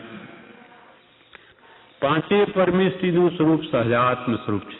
અરિયન સહજાત્મ સ્વરૂપ, સિદ્ધ સહજાત્મ સ્વરૂપ, આચાર્ય સહજાત્મ સ્વરૂપ. કેમ કે આત્મજ્ઞાની પુરુષોનો જ આ પંચ પરમેષ્ઠીમાં સમાવેશ છે. એટલે આચાર્ય સહજાત્મ સ્વરૂપ, ઉપાધ્યાય સહજાત્મ સ્વરૂપ, સાધુ પણ સહજાત્મ સ્વરૂપ છે. કેમ કે આત્મનું જ્ઞાન ત્યાં મુનિપણું તે સાચા ગુરુ હોય, બાકી કુલગુરુ કલ્પના આત્માર્થી નહીં જ હોય. એટલે પાંચે પરમેષ્ઠી કે જે પાંચે પરમેષ્ઠીનું સ્વરૂપ સહજાત્મ સ્વરૂપ છે. જીવનું કલ્યાણ કેમ થાય એ જ્ઞાની જાણે છે. આપણું સામૂહિક છે એ તો જ્ઞાની પુરુષને ખબર છે. કેમ કે આત્માનો રોગ જે અનાદિનો આત્મભ્રાંતિરૂપ રોગ છે એના તો વેદ સદગુરુ જ છે. શરીરનો રોગ હોય તો આપણે વેદ ડૉક્ટર પાસે જઈએ. કેમ કે આપણને અંદરની ક્રિયા આ અવયવોની કેવી રીતે થાય ખબર નથી. જ્યારે એણે અભ્યાસ કરીને એ સંબંધી જ્ઞાન મેળવેલું છે માટે વેદ કે ડૉક્ટર કહે તે શરીરની દવા કરીએ છીએ. તેમ આત્માનો અનાદિનો જે મિથ્યાત્વરૂપ રોગ છે અજ્ઞાનતાનો એ કેમ કાઢવો? એના નિષ્ણાત વેદ સદગુરુ છે. સદગુરુ વેદ સુજાણ. આત્મભ્રાંતિ સમ રોગ નહીં, એના જેવો કોઈ બીજો રોગ નથી. અનાદિકાળનો આ રોગ છે અને એ મહારોગને લઈને જ ચારે ગતિમાં રજડીએ છીએ. જો અજ્ઞાન નાશ પામે અને સમ્યક દર્શનની પ્રાપ્તિ થાય ને એને વમે નહીં તો નવ સમયમાં મુક્તિ આપી દે, યથાર્થ રીતે આરાધે તો. નહીં તો તે ભવે, ત્રીજે ભવે, નહીં તો 15 ભવે એને મૂકે નહીં તો અવશ્ય મોક્ષ થાય. અને મૂકી દે એકવાર પ્રાપ્ત કરીને તો પણ અર્ધપુદ્ગલ પરાવર્તનમાં તો નિશ્ચય મુક્તિને પામે. એવો સમ્યક દર્શનનો અદ્ભુત પ્રભાવ છે. એટલે અહીંયા કહ્યું કે આપણું કલ્યાણ સામો છે એ તો જ્ઞાની જાણે છે. નવકાર મંત્રમાં અને સહજાત્મ સ્વરૂપમાં ભેદ નથી. નવકારમાં પાંચે પરમેષ્ઠી સહજાત્મ સ્વરૂપ છે. નવકારમાં નમો નમો નમો નમો પંચે પરમેષ્ઠીને નમસ્કાર કર્યા એટલે એનું નામ જ નવકાર મંત્ર. એ માગધી શબ્દ છે, એનું સંસ્કૃત નમસ્કાર મંત્ર. નમો હરિહંતાણમ. હરિહંત ભગવંતને મારા નમસ્કાર. એવી રીતે સિદ્ધ ભગવાનને મારા નમસ્કાર, આચાર્ય ભગવાનને મારા નમસ્કાર, ઉપાધ્યાય ભગવંતે મારા નમસ્કાર, સાધુ ભગવાનને મારા નમસ્કાર. આ પંચ પરમેષ્ઠીને શા માટે નમસ્કાર કર્યા? તો કે પાંચે પરમેષ્ઠી સહજાત્મ સ્વરૂપ છે. સહજ એટલે શુદ્ધ આત્મા સ્વરૂપને પામેલા પાંચે પરમેષ્ઠી હોવાથી જ નમો છે, નમસ્કાર કરવા લાયક છે. એટલે નવકાર મંત્રમાં ને સહજાત્મ સ્વરૂપમાં કોઈ ભેદ નથી. અહીંયા પરમ ગુરુ જે શબ્દ છે એ પંચ પરમેષ્ઠીને લાગુ પડે, સૂચક છે. પરમેષ્ઠી એમ કહીએ આપણે તેમ પરમ ગુરુ, વંદો પાંચો પરમ ગુરુ. પંચ પરમેષ્ઠી એ પરમ ગુરુ છે અને બધા કેવા છે? સહજ આત્મ સ્વરૂપ છે. સહજાત્મ સ્વરૂપ પરમ ગુરુ, શુદ્ધ આત્મ સ્વરૂપને પામેલા એવા પરમ ગુરુ છે. માટે નમો. માટે જગતમાં સર્વથી આ શ્રેષ્ઠ પુરુષો છે, નમન કરવાયું છે અને એ જ પોતાનું સ્વરૂપ છે, માટે એનું સ્મરણ કરવાયું છે. પાંચે પરમેષ્ઠીનું સ્વરૂપ સહજાત્મ સ્વરૂપ છે. જીવનું કલ્યાણ કેમ થાય જ્ઞાની જાણે છે. નવકાર મંત્રમાં અને સહજાત્મ સ્વરૂપમાં ભેદ નથી. તીવ્ર જ્ઞાન દશા હોય તો બંધન ન થાય. કર્મને લઈને આખું જગત છે, કર્મને લઈને આખું જગત છે, પણ આત્મા કઈ વનસ્પતિ નથી. ઝાડપાનમાં જ્યારે આત્મા જાય ત્યારે કે આત્મા ઝાડરૂપ નથી થતો. આત્મા કઈ વનસ્પતિ નથી, કેન્દ્રીય નથી, બેન્દ્રીય નથી. કર્મને લઈને બધું દેખાય છે, તે રૂપ દેખાય છે. હવે આપણે આ શરીરમાં આવ્યા સપ્ત ધાતુમય, તો આત્મા કઈ તે દુર્ગંધમય ધાતુમય નથી બની ગયો, એ તો છે તેવો જ છે, પણ કર્મને લઈને કેદમાં ઘાલ્યો છે. કર્મે એવા કર્મ કર્યા કે આ મળમૂત્રની ખાણ એવા શરીરમાં એને પુરાવવું પડ્યું. એમ જેવા જેવા કર્મ કરે તે યોનિમાં એને જાતે જ પુરાય છે, કોઈ બીજો પૂરતો નથી. પોતાના જ ભાવોથી પુરાય છે. પોતે જ પોતાનો મિત્ર છે ને પોતે જ પોતાનો વેરી છે. આત્મા એકેન્દ્રિય નથી, બેન્દ્રિય નથી. કર્મને લઈને બધું દેખાય છે. બધા વિભાગથી ઉદાસ થઈ પોતાનું જે સહજ સ્વરૂપ છે તેમાં વૃત્તિ રાખવાની છે. વૈરાગ, ઉપશમ અને ભક્તિ એ સહેજે રહે એવું કરવાનું છે. વૈરાગ, ઉપશમ, ભક્તિ અને ત્યાગ એ સહજ કરી મૂક્યા વિના જીવનો છૂટકા સહજ દશા આવે નહીં. વૈરાગ, ઉપશમ, ભક્તિ, અંતર ત્યાગ સાચો એ જ્યાં સુધી નહીં આવે ત્યાં સુધી સહજ દશા પ્રાપ્ત નહીં થાય, આત્મદશા પ્રાપ્ત નહીં થાય. જેને સમ્યક દર્શન પ્રાપ્ત કરવું હોય તેણે યોગના બીજ એવા ત્યાગ વૈરાગ્યથી લાવવા. એ કે છે વિવેચનમાં કે જેને એવું સમ્યક દર્શન પ્રાપ્ત કરવું હોય તેને યોગના બીજ એવા ત્યાગ વૈરાગ્ય આદિ લાવવા. ત્યાગ વૈરાગ્ય ઉપશમ ભક્તિ આદિ લાવવી તો સંકિત થાય, નહીં તો નહીં થાય. એટલે પહેલી દ્રષ્ટિમાં જીવ પ્રવેશ કરે છે. આપણે 8 દ્રષ્ટિ રોજ બોલીએ છીએ, અને પહેલી દ્રષ્ટિમાં જીવ જ્યારે આવે ત્યારે આ યોગના બીજની શરૂઆત થઈ જાય છે. અને એ થાય તો જ એ પહેલી દ્રષ્ટિમાં આવ્યો ગણવો, નહીં તો એ પણ નહીં, નહીં તો એ નહીં, પહેલામાં નહીં ગણાય. એટલે આ યોગના બીજની વાત જ પહેલી દ્રષ્ટિમાં કહી છે. યોગના બીજ હા ગ્રહે, યોગના બીજ મોક્ષની યોજના ચિતિ યોગ, જે આત્માને મોક્ષની સાથે જોડે તે જ ખરો યોગ છે. યોગ અસંખ્ય છે, જેને કયા નવપદ મુખ્યત્વે જાણો રે એમ કહ્યું તે કોઈ પણ યોગ સાધન જે આપણે મોક્ષની સાથે જોડે તેને યોગ કહ્યો છે. તો પહેલી દ્રષ્ટિમાં આવેલો જીવ યોગના બીજ ગ્રહણ કરે છે. મોક્ષની સાથે જીવનું જોડાણ કેમ થાય એવા સાધનો ગ્રહણ કરે છે. યોગના બીજ ઇહા ગ્રહે, ઇહા એટલે આ દ્રષ્ટિમાં, પહેલી દ્રષ્ટિમાં ગ્રહે. યોગના બીજ એટલે સંકિત પ્રાપ્ત કરવાના બીજ. યોગના બીજ ઇહા ગ્રહે, જીનવર શુદ્ધ પ્રણામો રે, ભાવાચારજ સેવના, ભવોદ્વેગ સુઠામો રે, વીરજીને સરદેશના. યોગના બીજમાં શું કહ્યું? 3 વસ્તુ પહેલા પહેલી દ્રષ્ટિમાં જીવ ગ્રહણ કરે છે. કયા કયા? તો કે પહેલું તો જીનવર શુદ્ધ પ્રણામો. સત્પુરુષ દ્વારા આત્માર્થનો લક્ષ્ય કરી સંસારની કામના મૂકી દઈને ભગવાનને ભજે છે નિષ્કામ ભાવે. જીનવર શુદ્ધ પ્રણામો. જીનવરને શુદ્ધ પ્રણામ ક્યારે થયો કહેવાય? તો કે સંસારિક ઈચ્છાઓ મૂકી ને માત્ર આત્માર્થના લક્ષ્ય જે ભગવાનને નમસ્કાર કરે તે જીનવરને આ કરેલો શુદ્ધ પ્રણામ છે. આ પહેલું બીજ છે. એટલે નિષ્કામ ભાવે માત્ર આત્મશુદ્ધિને અર્થે કરવામાં આવેલી ક્રિયા એ સમ્યક દર્શન પ્રાપ્તિનું પહેલું બીજ છે. યોગના બીજ યાગ રહે જીનવર શુદ્ધ પ્રણામો. પછી બીજું શું? બીજું બીજ, બીજું કારણ. 3 કારણ એમાં બતાવે અહીંયા યોગના કારણ. બીજું જીનવર શુદ્ધ પ્રણામો રે ભાવાચાર સેવના. ભાવ આચાર્ય, દ્રવ્ય આચાર્ય કદાચ હોય માનો કે, પણ જેનામાં આચાર્યના ગુણો ન હોય તે ભાવાચાર્ય ન કહેવાય.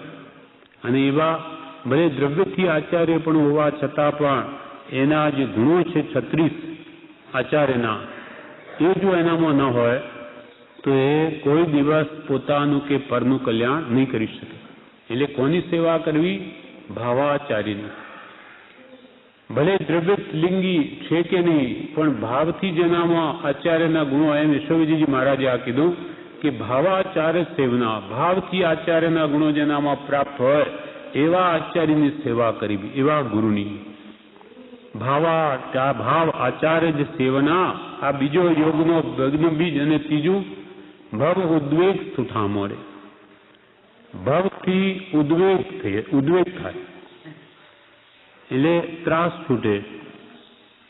મનમાં એમ હોય કે હે ભગવાન, કેટલો વહેલો હું આ સંસારથી છૂટું, એમ એને છૂટુંના મણકાર થતા. અર્થાત જેને સંસાર દુઃખરૂપ લાગતો હોય તે જ પહેલી દ્રષ્ટિમાં આવ્યો ગણાય કે મને આ સંસાર નહીં જોઈએ, મારે આ મોહના નિમિત્ત નહીં જોઈએ, ત્રાસ છે, માત્ર આદિ વ્યાધિને ઉપાધિ જ ભોગવું છું, એ સંસારમાં છે, માત્ર દુઃખ જ છે. એવું જેને થઈને ભવ પ્રત્યે ઉદ્વેગ થાય, ભવ ઉદ્વેગ થઈને જે શું ઠામો તે સારા સ્થાનને સેવે, સત્સંગ આદિ સાધનોને, તે પહેલી દ્રષ્ટિમાં આવ્યો ગણાય. અને તેણે જ યોગના બીજ ગ્રહણ કર્યા ગણાય. એમ કોણ કે છે? વીર જિનેશ્વર દેશના. વીર જિનેશ્વર ભગવાન મહાવીરની આ દેશનામાં કેશવવિજયજી મહારાજ કે છે, કહ્યું છે યોગના બીજ અહીંયા ગ્રહે જીનવર શુદ્ધ પ્રણામો રે ભાવાચાર્ય સેવના ભવો ઉદ્વેગ સુઠામો રે વીર જિનેશ્વર દેશના. એટલે માટે અહીંયા કહ્યું કે વૈરાગ, ત્યાગ, વૈરાગ, ઉપશમ અને ભક્તિ એ સહજ કરી મૂક્યા વિના જીવની જ્ઞાન દશા આવે નહીં, પ્રગટે નહીં. અને જેને સમ્યક દર્શન પ્રાપ્ત કરવું હોય તેને યોગના બીજ એવા ત્યાગ, વૈરાગ્યાદિ કે નિષ્કામ ભક્તિ આદિ કે ભાવાચાર્યની આજ્ઞાની ઉપાસના કે સંસાર પ્રત્યે વિરક્ત ભાવ અવશ્ય લાવવા. વિભાવમાં ન તણાય તો બંધ ન થાય, વિભાવમાં વર્તી ન જાય અને સહજ સ્વરૂપમાં વર્તી રહે, એને ભગવાને છૂટવાનો રસ્તો કહ્યો છે. છૂટવા માટે પહેલું સમ્યક જ્ઞાન મેળવવું. એ કે છે તે દેહાદિથી ભિન્ન આત્મા રે ઉપયોગી સદા અવિનાશ મૂળ માર્ગ સાંભળો જીનલો રે એમાં જાણે સદગુરુ ઉપદેશથી રે કયું જ્ઞાન તેનું નામ ખાસ મૂળ માર્ગ સાંભળો જીનલો રે. એ મૂળ જ્ઞાન છે. એટલે દેહ આદિથી ભિન્ન એવા આત્માને ઓળખવો, જે જ્ઞાન દર્શન ઉપયોગમય છે, ત્રણેય કાળમાં જેનો નાશ થઈ શકે નહીં એવો અવિનાશી પદાર્થ છે. અને એમ સદગુરુના ઉપદેશથી જાણે, કેમ કે પોતાને ખબર નથી, માટે એને જ્ઞાની પુરુષે મૂળભૂત જ્ઞાન કહ્યું છે. એ મૂળ જ્ઞાન છે તે વૃક્ષ જેવું થાય ત્યારે કેવળ જ્ઞાન થાય છે.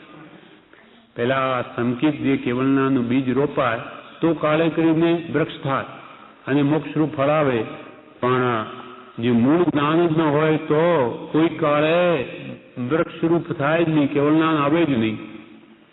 એ મૂળ જ્ઞાન છે તે વૃક્ષ જેવું થાય ત્યારે કેવળ જ્ઞાન થાય છે. એ આવ્યા વિના જીવનો મોક્ષ નહીં થાય. ભગવાને ચોથા ગુણસ્થાનથી માંડી 14મા ગુણસ્થાન પર્યંત જે વર્ણન કર્યું છે તે તીવ્ર જ્ઞાન દશા લાવવા માટે કર્યું છે. આ બધા શાસ્ત્રો રચ્યા કે ઉપદેશ્યા. 14 પુરુષ સુધીનું જ્ઞાન કહ્યું કે આખી દ્વાદશાંગી ઉપદેશી શા માટે? તો કે કેવળ જ્ઞાન પ્રગટાવવા. જે આત્માનું મૂળ શુદ્ધ સ્વરૂપ છે, અનંત દુઃખથી રહી છે, ત્રણેય કાળમાં જે વડે દુઃખનો નાશ થાય, કૃત્ય દશા પ્રાપ્ત થાય, એ કેવળ જ્ઞાન પ્રગટાવવા માટે જ ભગવાનનો ઉપદેશ છે. એટલે ભગવાને ચોથા ગુણસ્થાનથી માંડી વ્યવહાર સંકિતથી માંડીને ઠેઠ કેવળ જ્ઞાન પર્યંતના જે ગુણસ્થાન કહ્યા તે બધું તીવ્ર જ્ઞાન દશા લાવવા માટે છે. એટલે અહીંયા કૃપાલદેવે કહ્યું કે સર્વ વિવાહથી ઉદાસીન અને અત્યંત શુદ્ધ નિજ પર્યાયને સહજપણે આત્મા ભજે તેને શ્રીજીને તીવ્ર જ્ઞાન દશા કહી છે. જે દશા આવ્યા વિના કોઈ પણ જીવ બંધન મુક્ત થાય નહીં એવો સિદ્ધાંત શ્રીજીને પ્રતિપાદન કર્યો છે, જે અખંડ સત્ય છે. હવે આગળ કહે છે એ વાત કોઈક જ જીવ સમજી શકે, એનો ભાવ ભાસવો મુશ્કેલ છે. એટલે કૃપાલદેવે કહ્યું કોઈક જીવથી એ ગહન દશાનો વિચાર થવા યોગ્ય છે, કેમ કે અનાદિથી અત્યંત અજ્ઞાન દશા જીવે પ્રવૃત્તિ કરી છે. તે પ્રવૃત્તિ એકદમ અસત્ય અસાર સમજાય તેની નિવૃત્તિ સૂઝે એમ બનવું બહુ કઠણ છે. માટે જ્ઞાની પુરુષનો આશ્રય કરવાનું ભક્તિ માર્ગ જીને નિરૂપણ કર્યો છે કે જે માર્ગ આરાધવાથી સુલભપણે જ્ઞાન દશા ઉત્પન્ન થાય છે. એટલે અનાદિકાળનો જે અહંભાવ મહત્વાર દ્રઢ થઈ ગયેલો એ અજ્ઞાનના કારણે એ એકદમ એને અસાર સમજાઈ સંસાર નાશવંત છે, ક્ષણિક છે, મોહ કરવા જેવો નથી, એ વાત એકદમ બેસે એવી નથી. એટલે વિવેચનમાં કે છે એ વાત કોઈક જ જીવ સમજી શકે એનો ભાવ ભાસવો મુશ્કેલ છે, અહમ ભાવ છૂટવો મુશ્કેલ છે. અજ્ઞાન છે ત્યાં અંધારું છે. સમ્યક જ્ઞાન, સમ્યક દર્શન ને સમ્યક ચારિત્ર એ આત્માનો ધર્મ છે. સત્પુરુષ દ્વારા શાસ્ત્ર સમજવાના છે, નહીં તો તે શસ્ત્ર રૂપ પરિણમે. પોતાના ભણી વળતો નથી, પોતાના દોષો ભણી વૃત્તિ જેવી મુશ્કેલ છે. આખું જગત પારકા દોષો જોવામાં પડ્યું છે. પોતાના દોષો જોવા માંડે ત્યારે જ છૂટવાની કામના જાગે અને અલૌકિક દ્રષ્ટિ થાય છે. પોતાના દોષો જુએ તો હું તો દોષ અનંતનું, હું તો દોષ અનંતનું કેટલી રીતે આપણને કૃપાલદેવે કહ્યું છે. એ પ્રભુનું એટલું મહાત્મ્ય સ્થાને લઈને કે આ જીવને કોઈ રીતે પણ પોતાના દોષ ભણી દ્રષ્ટિ જાય. હંમેશા જીવની દ્રષ્ટિ પારકા દોષો જોવા પ્રત્યે છે. અને આખું જગત કે છે પારકા દોષો જોવામાં પડ્યું છે. પોતાના દોષો જોવા માંડે તો છૂટવાની કામના જાગે કે મારામાં આટલા દોષો ભરેલા છે. મધ્યસ્થતાથી જુએ તો ખબર પડે અને અલૌકિક દ્રષ્ટિ પ્રગટે. જીવ અજ્ઞાન દ્રષ્ટિના સંસ્કારો લઈને આવ્યો છે, તેથી અજ્ઞાન દશામાં જ રાચી રહ્યો છે.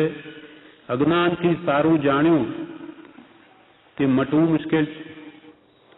અજ્ઞાનથી, મિથ્યાત્વથી પૂતગલમાં જે મારાપણું કર્યું એને સુખરૂપ જાણ્યું, સારું જાણ્યું તે મટવું મુશ્કેલ છે. કેમ કે એ ભાવો એક ભાવના નથી, અનેક ભાવનાના એ ભાવો દ્રઢ કરી દીધા છે. અજ્ઞાનથી સારું જાણવું તે મટવું કઠણ છે. અજ્ઞાનના સંસ્કાર મટવા બહુ મુશ્કેલ છે. સત્પુરુષના એક વાક્યમાં, એક શબ્દમાં અનંત આગમ રહ્યા છે.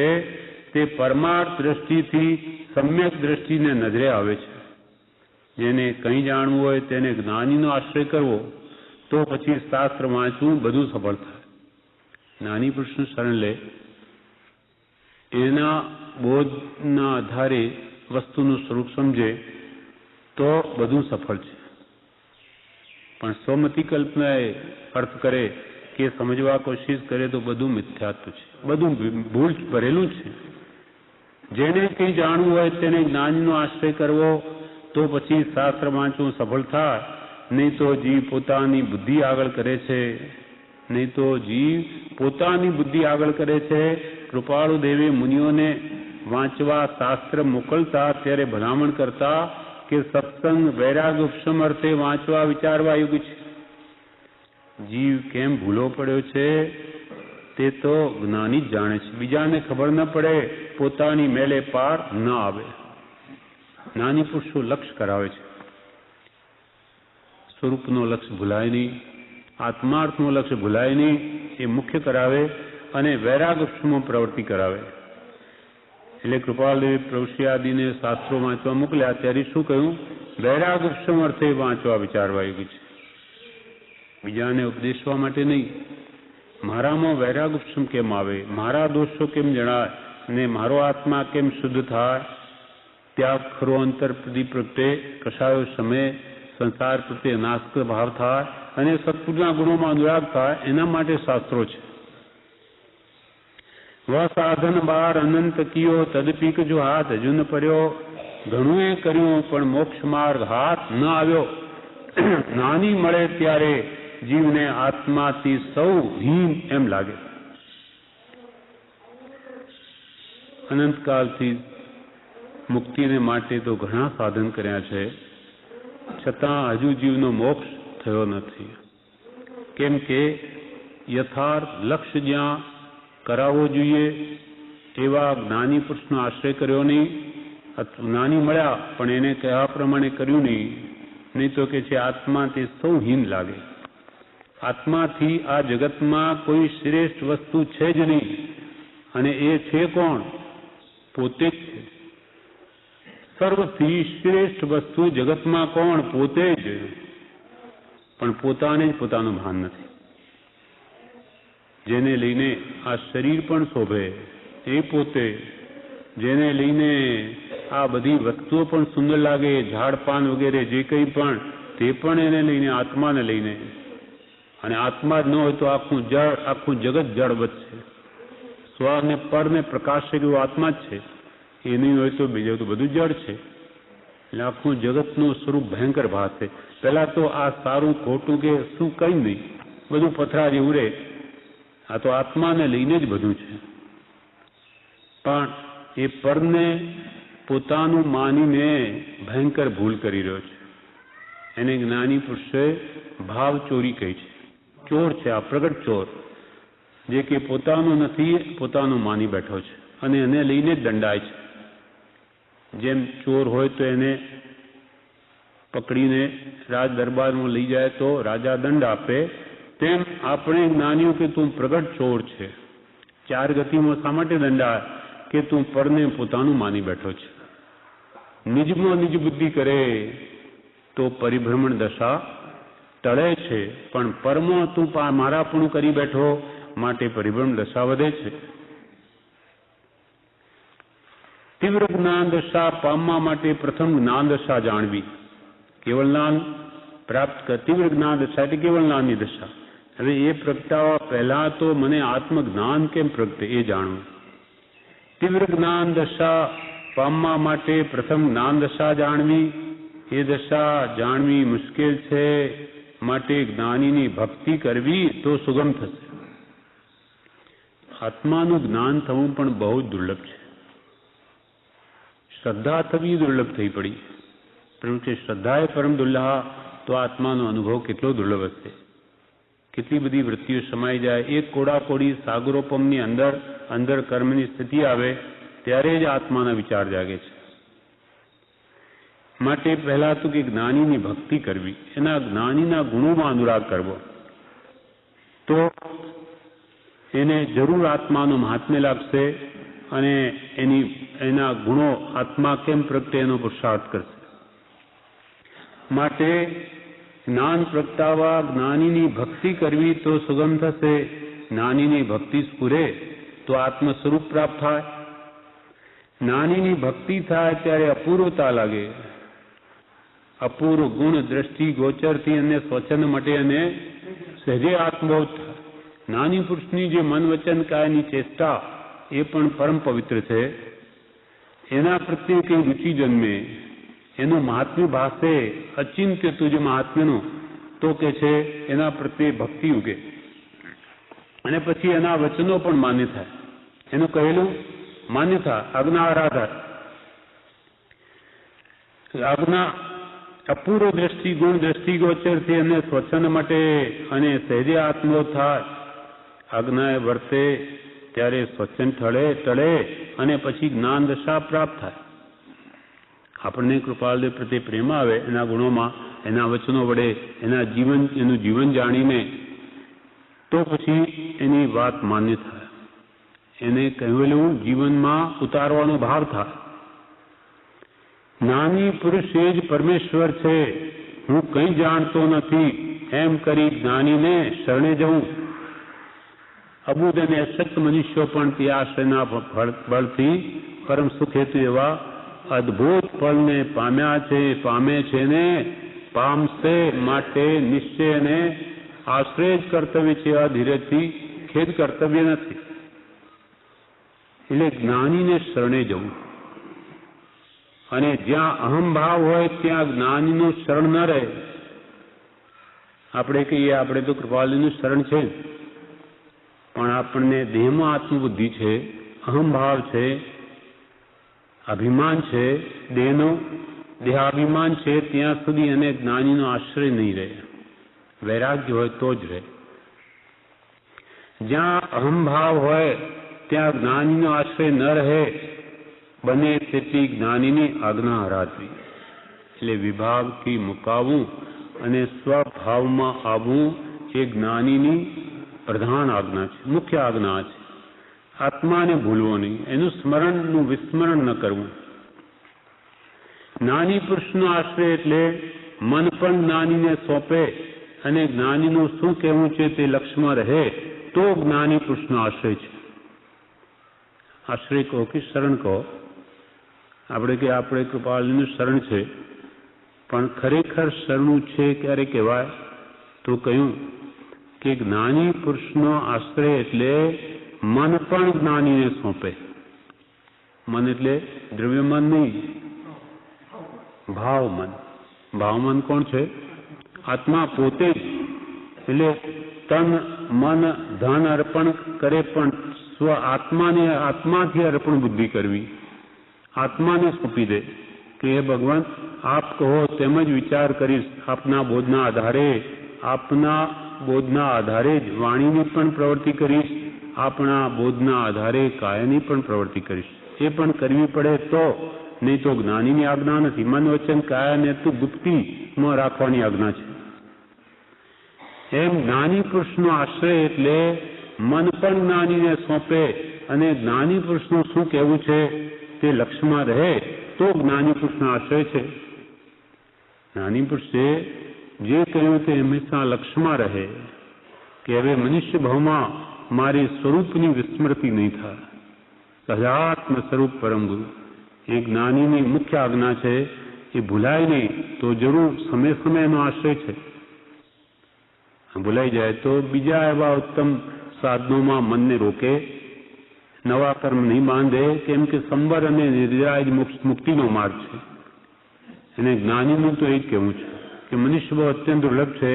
હવે સમય આત્મહિત થાય એમ જ કરો, નહીં તો કયા સમયે કેવી મતિ આવી જશે અને આ આટલી ઊંચી ભૂમિકાએ તું આવેલો બધું ભોગ થઈ જશે. જ્ઞાનીની આજ્ઞામાં ચિત્ત રાખવું, આણાએ ધમ્મો આણાએ તબવો. જ્ઞાનીની આજ્ઞા આરાધવાનું જીનાગમો ઠેકાણે કહ્યું છે. મન જ્ઞાનીની આજ્ઞામાં રાખવું બહુ કઠણ છે. મન જ્ઞાનીની આજ્ઞામાં રાખવું બહુ કઠણ છે. કપટ રહિત થઈ આત્મર્પણા. ભાવમન જે આત્મા છે એને પણ કપટ રહિત થઈને અર્પણ કરવો આત્માને. એટલે ખરા સાચા અંતઃકરણથી જ્ઞાનીની આજ્ઞા આરાધવી.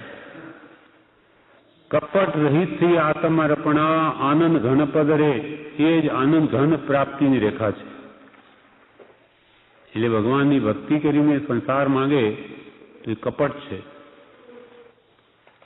કપટ રહી થઈ મહાત્મા આત્માર્થ થઈ જ જ્ઞાની પુરુષની આજ્ઞા આરાધવી નિષ્કામ ભાવે. જ્ઞાનીના ચરણમાં મનને સ્થાપવું એ ખરો આશ્રય છે. જ્ઞાનીના ચરણમાં મનને સ્થાપવું એ ખરો આશ્રય છે. ચરણ એટલે આત્માની ચેષ્ટા અથવા એનું કહેલું વચન. જ્ઞાનીની આજ્ઞા આરાધતા જીવને પોતાનું ભાન થાય છે. એમના ચરણ સેવા એટલે એમની આજ્ઞા આરાધવી, તો જ આત્મ સ્વરૂપનું ભાન થાય. જ્ઞાનીની આજ્ઞા આરાધતા જીવને પોતાનું ભાન થાય છે. જ્ઞાની પુરુષને ન ભૂલવા એ બધાનો સાર છે. 572ના પત્રમાં કૃપાળદેવે આ કહ્યું, બ્રહ્મચારીજીએ વિવેચનમાં કહ્યું કે જ્ઞાની પુરુષને ન ભૂલવા એ આ બધાનો સાર છે. જ્ઞાનીની આજ્ઞા આરાધવામાં મન રહે તો જ્ઞાનીના વચનોની અપૂર્વતા સમજાય. એના વચનોમાં મનને રોકે તો એની જે અદ્ભુત વાત છે, જે આશય છે, સમજાય અને લાગે કે ઓહો, હું અનાદિથી ભૂલ ભરેલું છું, મારું બધું વર્તન વિપરીત, મારું જ્ઞાન વિપરીત, મારું શ્રદ્ધાન વિપરીત. આ જ્ઞાની રીતે સત્ય છે. જ્ઞાનીની આજ્ઞા આરાધવામાં મન રહે તો જ્ઞાનીના વચનોની અપૂર્વતા સમજાય. અપૂર્વ વાણી પરમ શુદ્ધ છે એના વચનો. એના વિચાર કરવાથી જ્ઞાની જેવો બીજો કોઈ અપૂર્વ ન લાગે તો મન જ્ઞાનીના ચરણમાં થપાય. જ્ઞાની પુરુષથી વિશેષ મહાત્મ્ય બીજું કોઈનું ન લાગે તો કે છે ખરેખર એનું મન ત્યાં છે. જે વસ્તુ પ્રત્યે મહાત્મ્ય હોય ત્યાં મન આપણું સહેજે જાય છે. જ્ઞાની પુરુષનું જો મહાત્મ્ય ભાષે એના વચનો તો વૃત્તિ ત્યાં જ રહે. હવે 5 ઇન્દ્રિયના વિષયો છે એ એને જ્ઞાની પુરુષના આશ્રય કરવામાં બાધક છે. એ આપણો બધો સમય લઈ લે છે. 5 ઇન્દ્રિયના વિષયો અને વિષયોના કારણે કશાય ભાવો છે, ઈચ્છા, લોભ આદિ, એને લઈને આખું જીવન આ ધન કમાવામાં કે આ 5 ઇન્દ્રિયના વિષયો પોષવામાં જ પૂરું થઈ જાય છે. એટલે અવકાશ મળતો નથી. એ જીવ જ્ઞાનીની આજ્ઞા આરાધન કરી શકતો નથી. એ વાત હવે આગળ કે છે. કૃપાલે કહ્યું કે 5 જ્ઞાની પુરુષના આશ્રયમાં વિરોધ કરનારા પંચ વિષયાદિ દોષો છે. તે દોષ થવાના સાધનથી જેમ બને તેમ દૂર રહેવું અને પ્રાપ્ત સાધનમાં પણ ઉદાસીનતા રાખવી અથવા તે સાધનોમાંથી અહમ બુદ્ધિ છોડી દઈ રોગ રૂપ જાણી પ્રવર્તવું ઘટે. એના માટે વિવેચનમાં કહે છે 5 ઇન્દ્રિયના વિષયોથી જીવ છૂટે તો આજ્ઞા આરાધા. 5 ઇન્દ્રિયના વિષયોથી જેમ બને તેમ દૂર રહેવું. જેટલા વિષયો ત્યાગ થાય તેટલા ત્યાગવા. જે ન તજા એવા હોય એને ભોગવવા પડતા હોય તેમાં ઉદાસીનતા રાખવી. જેમ રોગ થયો હોય અને આપણે દવા કરવી પડે તો એમાં આનંદ માનતા નથી, તેમ 5 ઇન્દ્રિયના વિષયો ભોગવવા પડતા હોય તો દવાની પેટે રોગરૂપ જાણીને પ્રવર્તવું. એનો ત્યાગ 2 પ્રકારે થઈ શકે.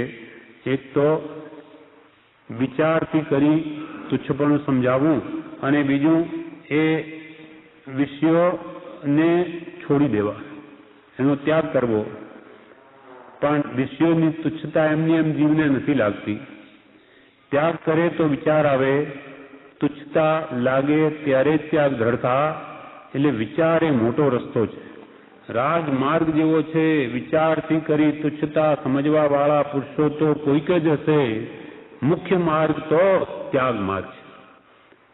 કે ભાઈ વિચારથી કરીને તુચ્છપણું સમજાવવું એમ કહ્યું તો ભલે ને આપણે સંસાર મળીએ 5 ઇન્દ્રિયના વિષયો છે તો ભલે રહ્યા, આપણે તેમાં રહીને આપણે એની તુચ્છતા વિચારીશું. તો કે માત્ર વિચાર સાથે જેની તેનું ભાર નથી કે તેવા એમાં નિમિત્તોમાં રહીને સંસારનો ત્યાગ કરી શકે. માટે રાજમાર્ગ તો ત્યાગ માર્ગ છે. વિષયોનો ત્યાગ જ કરવો તો એને વિચારવાને અવકાશ મળે છે.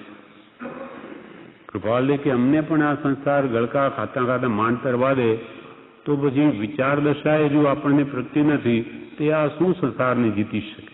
અનાદિનો મોહ છે. એટલે વૃત્તિઓ એને ખેંચી જ જાય, છેતરી જ જાય. 5 ઇન્દ્રિયના વિષયોનો ત્યાગ એકદમ ન થતો હોય તો તેને શત્રુરૂપ જાણી ક્રમે ક્રમે છોડવા. આરંભ પરિગ્રહથી 5 જ્ઞાન આવરણ પામ્યા છે. મતિ જ્ઞાન ક્યાંથી આવરણ પામ્યું? આરંભ પરિગ્રહથી. મતિ શ્રુત અવધિ મન પરિગ્રહ કેવળ બધા જ આરંભ પરિગ્રહથી અવરાયેલા છે. અને જેમ જેમ આરંભ પરિગ્રહ ઓછા થાય તેમ તેમ મતિ શ્રુત અવધિ મન પરિગ્રહ કેવળ જ્ઞાન પ્રગટે છે. આરંભ પરિગ્રહથી 5 જ્ઞાન આવરણ પામ્યા છે. આરંભ પરિગ્રહ જાય તો જ્ઞાન થાય. જીવને જેટલું મહાત્મ્ય હોય તેટલું પરિણામ પામે. આપણે સાંભળીએ જાણીએ પણ એનું મહાત્મ્ય જ્યાં સુધી નહીં સમજાય કે આ કોઈ અદ્ભુત વસ્તુ છે, આ સમ્યક જ્ઞાન મને અનંત જન્મ મરણથી છોડાવી અનંત સુખમાં લઈ જાય, અનંત સર્વકાળને માટે, એવું આ જ્ઞાન છે, એવી આ સમજણ છે. સમજ સાર સંસાર में સમજુ ટાળે દોષ, સમજે સમજ કર જીવી ગયા અનંતા મોક્ષ. માટે એ જ્ઞાન, સમ્યક જ્ઞાનનું જો મહાત્મ્ય જીવને જણાય બોધનું, તો જરૂર પરિણામ પામે. મહાત્મ્ય વગર પરિણમતું નથી. જેટલું મહાત્મ્ય હોય તેટલું પરિણામ પામે. ભક્તિ આવ્યા વિના જ્ઞાનીના વચનો પરિણામ ન પામે. પરમ પ્રેમ રૂપ ભક્તિ વિના જ્ઞાન શૂન્ય છે, મીંડું. સત્પુરુષના ગુણો પ્રત્યે અનુરાગ નહીં હોય. સત્પુરુષના ગુણો પ્રત્યે અનુરાગ એ પોતાના ગુણો પ્રત્યે અનુરાગ એ ન હોય ત્યાં સુધી એ સત્પુરુષનો બોધ જીવમાં પરિણમે જ નહીં અને પોતાના ગુણો પણ પ્રગટે જ નહીં. 5 ઇન્દ્રિયોના વિષયોમાં મન રોકાય, 5 ઇન્દ્રિયોના વિષયોથી મન રોકાય તો ભક્તિ થાય. આપણું મન 5 ઇન્દ્રિયોના વિષયોમાં લાગેલું છે. કબીરદાસજીએ પણ આ વાત કહી કે કબીરા મન તો એક હૈ, ચાહે जिधर लगा, चाहे गुरु की भक्ति कर, चाहे विषय कमा. કબીરદાસજી કે તારું મન તો એક છે, હવે મનને તું કાં તો વિષયોમાં લગાવ, કાં સત્પુરુષની ભક્તિ કર, એ મન એક ઠેકાણે રહેશે. વિષયોમાં હોય તો સત્પુરુષમાં નહીં રહે, અને સત્પુરુષની ભક્તિમાં હોય તો ખરી હોય ભક્તિ તારી તો વિષયોમાં નહીં રહે. 5 ઇન્દ્રિયોના વિષયોથી મન રોકાય તો ભક્તિ થાય. આરંભ પરિગ્રહ જીવને ખેંચે છે. પાપ કામ કરવું તે આરંભ છે, અને આરંભ કરીને વસ્તુ મેળવવી તે પરિગ્રહ છે. ધનાદિ પરિગ્રહ મેળવવા માટે કરવામાં આવતી જે હિંસારૂપ ક્રિયા તે આરંભ છે. કારખાના વગેરે કોઈ પણ હોય, અને એ ક્રિયા આરંભની કરી અને વસ્તુની જે પ્રાપ્તિ થાય તેમાં મારાપણું કે મૂર્છા થાય તેનું નામ પરિગ્રહ છે. પાપ કામ કરવું તે આરંભ છે, અને આરંભ કરીને વસ્તુ મેળવવી તે પરિગ્રહ છે. વિરોધી સાધનો દૂર થાય તો ભક્તિ થાય. 5 ઇન્દ્રિયના વિષયો જીવને સત્પુરુષની આજ્ઞામાં વિરોધ કરનારા છે.